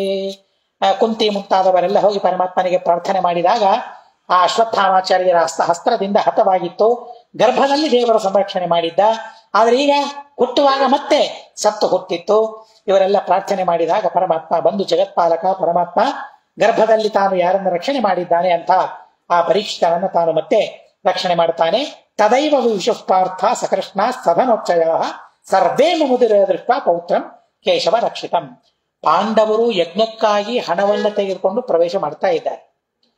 ಕೃಷ್ಣನಲ್ಲದೆ, ಕೃಷ್ಣ ಮೊದಲಿಗೆ ಪ್ರವೇಶ ಮಾಡದೇ ಇದ್ದರೆ ಏನಿರ್ತಿತ್ತು? ಅನಿಷ್ಟ. ಅವರು ಯಜ್ಞ ಮಾಡುವುದಕ್ಕಾಗಿ ಅಂತ ಬರ್ತಾ ಇದ್ದಾರೆ, ಸಂತಾನದ ನಾಶ. ಇದು ಶಕುನ ಒಳ್ಳೇದಾಯಿತು. ಇಂಥ ಶಕುನದಲ್ಲಿ ಪ್ರವೇಶ. ಕೃಷ್ಣ ನೋಡಿ ಹೇಗೆ ಬರ್ತಾನೆ, ಓಡಿ ಓಡಿ ಬರ್ತಾನೆ. ಓಡಿ ಓಡಿ ಬಂದು ಅವನನ್ನು ಬದುಕಿಸ್ತಾರೆ. ಬದುಕಿನ ಸಂತೋಷದಲ್ಲೆಲ್ಲರೂ ಇದ್ದಾರೆ. ಪಾಂಡವರು ಪ್ರವೇಶ ಮಾಡ್ತಾರೆ. ಆನಂದವೋ ಆನಂದ ಎಲ್ಲ ಕಡೆಗೆ. ದದೌ ದಾನಾನಿ ಬಹುಶೋ ಧರ್ಮಪುತ್ರೋ ಯುಧಿಷ್ಠಿರ ಪೌತ್ರ ಜನ್ಮನಿ ಹೃಷ್ಟಾತ್ಮ ವಾಸುದೇವಂ ನನಾಮಚ. ಪೌತ್ರನ ಜನ್ಮವಾಗಿದೆ ಅಂತ ಕೇಳು ಧರ್ಮರಾಜ ದಾನವನ್ನ ಮಾಡಿಯೇ ಮಾಡ್ತಾನೆ. ಎಷ್ಟು ದಾನ ಮಾಡಿದ್ರು ಅವನಿಗೆ ತೃಪ್ತಿ ಇಲ್ಲ. ಅಲ್ರಿ ಅಷ್ಟಮೇ ಯಜ್ಞ ಮಾಡಬೇಕಾಗಿದೆ, ಅಷ್ಟಮೇಧ, ಈಗ ಯಾಕೆ ಈ ದಾನ? ಎಲ್ಲ ಯಜ್ಞ ಮುಗಿದ ಮೇಲೆ ಮಾಡಬಹುದಲ್ಲ. ಈಗ ಅದಾಗ್ಲಿ ಮೊದಲಿಗೆ, ಅದಕ್ಕೆ ಹಣ ಇಲ್ಲ ಅಂತ ಇದ್ದೀರಿ. ಯಾರು ನಿವಾರಣೆ ಮಾಡಲಿಲ್ಲ. ಹೃಷ್ಟಾತ್ಮ ಸಂತೋಷದಿಂದ ಆ ಧರ್ಮರಾಜ ದಾನವನ್ನು ಮಾಡ್ತಾ ಇದ್ದಾನೆ. ಬಹುಶಃ ಕೈ ಬಿಚ್ಚಿ ದಾನ ಮಾಡ್ತಾ ಇದ್ದಾನೆ, ಯಾವುದನ್ನೂ ಹಿಡಿತಾ ಇಲ್ಲ. ಆ ರೀತಿಯಾಗಿ ದಾನ ಮಾಡ್ತಾ ಇದ್ದಾನೆ. ಕುಂತಿ ಕೃಷ್ಣ ಸುಭದ್ರಾಭಿರ್ ವೈರಾಟ್ಯಾನ್ಯಾಭಿರೇವಚ ಪಾಂಡವೈ ಕುರುಶಾನ್ಯೇಹಿ ಸಂಸ್ಕೃತ ಪ್ರಣತೋ ಹರಿಹಿ. ಎಲ್ಲರೂ ಪರಮಾತ್ಮನ ಸ್ತೋತ್ರವನ್ನು ಮಾಡ್ತಾರೆ. ತತಃ ಕೃಷ್ಣಾಭ್ಯನುಜ್ಞಾತಾಃ ಪಾರಾಶರ್ಯ ಸದಸ್ಯಕಾಃ ಆರೇಭಿರೇಶ್ವಮೇಧಂತೆ ಮುನಿಭಿರ್ಬ್ರಹ್ಮವಾದಿಭಿಃ. ಇಂಥ ಸಂದರ್ಭದಲ್ಲಿ ಕೃಷ್ಣನಿಂದ ಅನುಜ್ಞೆಯನ್ನು ಪಡೆದು ಮತ್ತೆ ಸ್ವಯಂ ವೇದವ್ಯಾಸ ದೇವರಲ್ಲಿ ಸದಸ್ಯರಾಗಿದ್ದಾರೆ. ಅಶ್ವಮೇಧ ಯಾಗವನ್ನು ಪ್ರಾರಂಭ ಮಾಡ್ತಾ ಇದ್ದಾರೆ. ಬ್ರಹ್ಮಜ್ಞಾನಿಗಳಾದ ಮುನಿಗಳೆಲ್ಲ ಅಲ್ಲಿ ಸೇರಿದ್ದಾರೆ. ಸರ್ವಯಜ್ಞಾತ್ಮಕಂ ತೇಷಾಂ ಅಶ್ವಮೇಧಂ ಜಗತ್ಪತಿ ಕಾರಯಾಮಾಸ ಭಗವನ್ ಕೃಷ್ಣದ್ವೈಪಾಯನ ಸ್ವಯಂ ಸಾಧನಾನಿತು ಸರ್ವಾಣಿ ಶಾಲಾಂಚೈವ ಹಿರಣ್ಮದೀಂ ಪವಮಾನ ಸುತಶ್ಚಕ್ರೆ ಕೃಷ್ಣದ್ವೈಪಾಯ ನೇರಿತಃ. ಆ ಅಶ್ವಮೇಧ ಬರೀ ಒಂದು ಅಶ್ವಮೇಧ ಯಾಗ ಅಲ್ಲ, ಸರ್ವಯಜ್ಞಾತ್ಮಕ ಅಂತ ಹೇಳ್ತಾರೆ. ಅದು ರಾಜಸೂಯವೂ ಏನೇನು ಯಾಗಗಳಿವೆ ಎಲ್ಲಾ ಯಾಗಗಳು ಆ ಅಶ್ವಮೇಧ ಯಜ್ಞ. ಆ ರೀತಿಯಾಗಿ ಯಜ್ಞ ಅದಾಯಿತು ಅಂತ ಹೇಳ್ತಾರೆ. ಎಲ್ಲಾ ಸಾಧನೆಗಳನ್ನು ಸಂಪಾದನೆ ಮಾಡ್ತಾರೆ. ಭೀಮಸೇನ ದೇವರು ಆ ಯಜ್ಞಶಾಲೆ ಹೇಗೆ ಪೂರ್ಣ ಸ್ವರ್ಣಮಯ, ಬಂಗಾರ, ಎಲ್ಲ ಕೂಡೋ ನೆಲ ಕಂಬ ಎಲ್ಲವೂ ಬಂಗಾರ, ಇಟ್ಟಿಗೆಗಳು, ಹೋಮಶಾಲ ಎಲ್ಲ ಬಂಗಾರದ ಶಾಲೆಯನ್ನು ನಿರ್ಮಾಣ ಮಾಡಿಸಿಬಿಡ್ತಾರೆ. ವೇದವ್ಯಾಸ ದೇವರು ಹೇಳಿದ್ದಕ್ಕಾಗಿ ಅಥ ಅನುಮಂತ್ರಿತೋತ್ಸೃಷ್ಟಂ ಪುರೋಹಿತ ಪುರಸ್ಕೃತಂ ತುರಂಗಂ ಕೃಷ್ಣಸಾರಂಗಂ ಅನುಗವ್ರಾಜ ವಾಸವಿಹಿ ಅಶ್ವ. ಆ ಅಶ್ವವನ್ನೆಲ್ಲ ಕಡೆಗೆ ಬಿಡಬೇಕು. ಆ ಅಶ್ವವನ್ನ ಬಿಟ್ಟು ಬಿಡ್ತಾರೆ. ಅದರ ಜೊತೆಗೆ ಅರ್ಜುನನನ್ನ ಕಳಿಸ್ತಾರೆ. ಎಲ್ಲ ರಾಜರನ್ನ ಗೆದ್ದು ತರಬೇಕಾದ್ರೆ ಯಾವ ರಾಜರಿಗೂ ನೋವಾಗಬಾರದು. ಧರ್ಮರಾಜ ಹೇಗೆ ಕಳಿಸ್ತಾನೆ, ಈಗಲೇ ಯುದ್ಧವಾಗಿದೆ, ಎಲ್ಲರೂ ದುಃಖದಲ್ಲಿದ್ದಾರೆ, ಯಾರಿಗೂ ಸುಖ ಇಲ್ಲ, ಆದ್ದರಿಂದ ಯಾರಿಗೂ ತೊಂದರೆ ಮಾಡಬಾರದು, ಯಾರನ್ನು ಸಂಹಾರ ಮಾಡ್ಲಿಕ್ಕಿಲ್ಲ, ಯಾರಿಗೂ ಜೋರಾಗಿ ಹೊಡಿಲಿಕ್ಕಿಲ್ಲ. ಅರ್ಜುನ ಧರ್ಮರಾಜ ಹೇಳಿ ಕಳಿಸ್ತಾನೆ. ಎಂಥ ರಾಜನ ಶಾಸನ ಇದೆ, ಕರುಣೆ. ರಾಜ ಹೀಗಿರಬೇಕು. ಯುಧಿಷ್ಠಿರಾಜ್ಞರಾತೇನ ನ ಕಶ್ಚಿನ್ ನಿಹತಸ್ತದ ಆಹೂತಾಂಶ ನೃಪಾಸ್ತೇನ ಯಜ್ಞಾರ್ಥಂ ಪ್ರಿಯತಾಖಿಲ. ಅದು ಆಮಂತ್ರಣ ಕೊಡುವುದಕ್ಕಾಗಿ ಹೋದ ಹಾಗೆ ಇತ್ತು, ಯುದ್ಧಕ್ಕಾಗಿ ಹೋದ ಹಾಗೆ ಇರಲೇ ಇಲ್ಲ. ಇವನು ನೋಡ್ತಾರೆ, ನೋಡಿ ಎಲ್ಲರೂ ಹಣವನ್ನು ಕೊಡ್ತಾ ಇದ್ದಾರೆ. ತಮ್ಮ ಎಷ್ಟೆಷ್ಟು ಸಾಧ್ಯವೋ ಅಷ್ಟೆಲ್ಲ ಅವರು ಕೊಡ್ತಾ ಇದ್ದಾರೆ. ಆ ಹಣವನ್ನು ಸ್ವೀಕಾರ ಮಾಡಿ ಅವರಿಗೆ ಆಹ್ವಾನವನ್ನು ಕೊಡ್ತಾ ಹೋಗ್ತಾ ಇದ್ದಾರೆ. ಇಂಥ ಸಂದರ್ಭದಲ್ಲಿ ಮಣಲೂರ ಅಂತನ್ನೋ ಕ್ಷೇತ್ರಕ್ಕೆ ಅವರು ಹೋಗ್ತಾರೆ. ಅರ್ಜುನ ಹೋಗ್ತಾನೆ, ಅಶ್ವಮೇಧ ಕುದುರೆ ಹೋಗ್ತದೆ, ಕುದುರೆ ಹೋಗ್ತದೆ ಅಲ್ಲಿಗೆ ಹೋದಾಗ ಅಲ್ಲಿ ಬಭ್ರು ವಾಹನ ಆ ಅಶ್ವವನ್ನು ತಡಿತಾನೆ. ಅಲ್ಲಿ ಒಂದು ವಿಚಿತ್ರವಾದ ಘಟನೆ ನಡೀತದೆ. ಸ್ವಲ್ಪ ವಿಸ್ತಾರ ಇದೆ, ಬಹಳ ಹೊತ್ತಾಗಿದೆ. ಅದಕ್ಕಾಗಿ ಆ ಮಣಲೂರಿಗೆ ಹೋದಾಗ ಏನ್ ಕಥೆ ನಡೀತು ಅಂತ ಅನ್ನೋದು ತುಂಬಾ ಚಮತ್ಕಾರ ಇದೆ. ನೀವು ಸಾಕಷ್ಟು ಸಲ ಕೇಳಿದ್ದೀರಿ, ಇಲ್ಲ ಅಂತಲ್ಲ, ಆದ್ರೂ ಅಷ್ಟೇ ಚಮತ್ಕಾರ. ಪ್ರತಿ ಬಾರಿ ಓದಿದಾಗ, ಪ್ರತಿ ಬಾರಿ ಕೇಳಿದಾಗ ಅನ್ನಿಸ್ತದೆ. ಅಂತ ಅತ್ಯದ್ಭುತವಾಗಿರತಕ್ಕಂತಹ ಕಥೆಯನ್ನ ಮತ್ತೆ ಮುಂದಿನ ವಾರ ಕೇಳೋಣ ಅಂತ ಹೇಳ್ತಾ, ಅಸ್ಮದ್ ಗುರುವಂತರ್ಗತ ತಾತ್ವಿಕ ದೇವತಾ ಅಂತರ್ಗತ ಭಾರತೀಯ ರಮಣ ಮುಖ್ಯ ಪ್ರಾಣಾಂತರ್ಗತ ಶ್ರೀಕೃಷ್ಣಾರ್ಪಣಮಸ್ತು. ಅಕ್ಷರಂ ಕರ್ಮ ಯಸ್ಮಿನ್ ಪರೇ ಸ್ವರ್ಪಿತಂ ಪ್ರಕ್ಷರಂ ಯಾಂತಿ ದುಃಖಾನಿ ಯನ್ನಾಮತಃ ಅಕ್ಷರೋ ಯೋ ಅಜರ ಸರ್ವದೇವಾಮೃತಃ ಕುಕ್ಷಿಗಂ ಯಸ್ಯ ವಿಶ್ವಂ ಸದಾ ಅಜಾದಿಕಂ ಕ್ರೀಡರಾಮೋ ವಾಸುದೇವಂ ದೇವ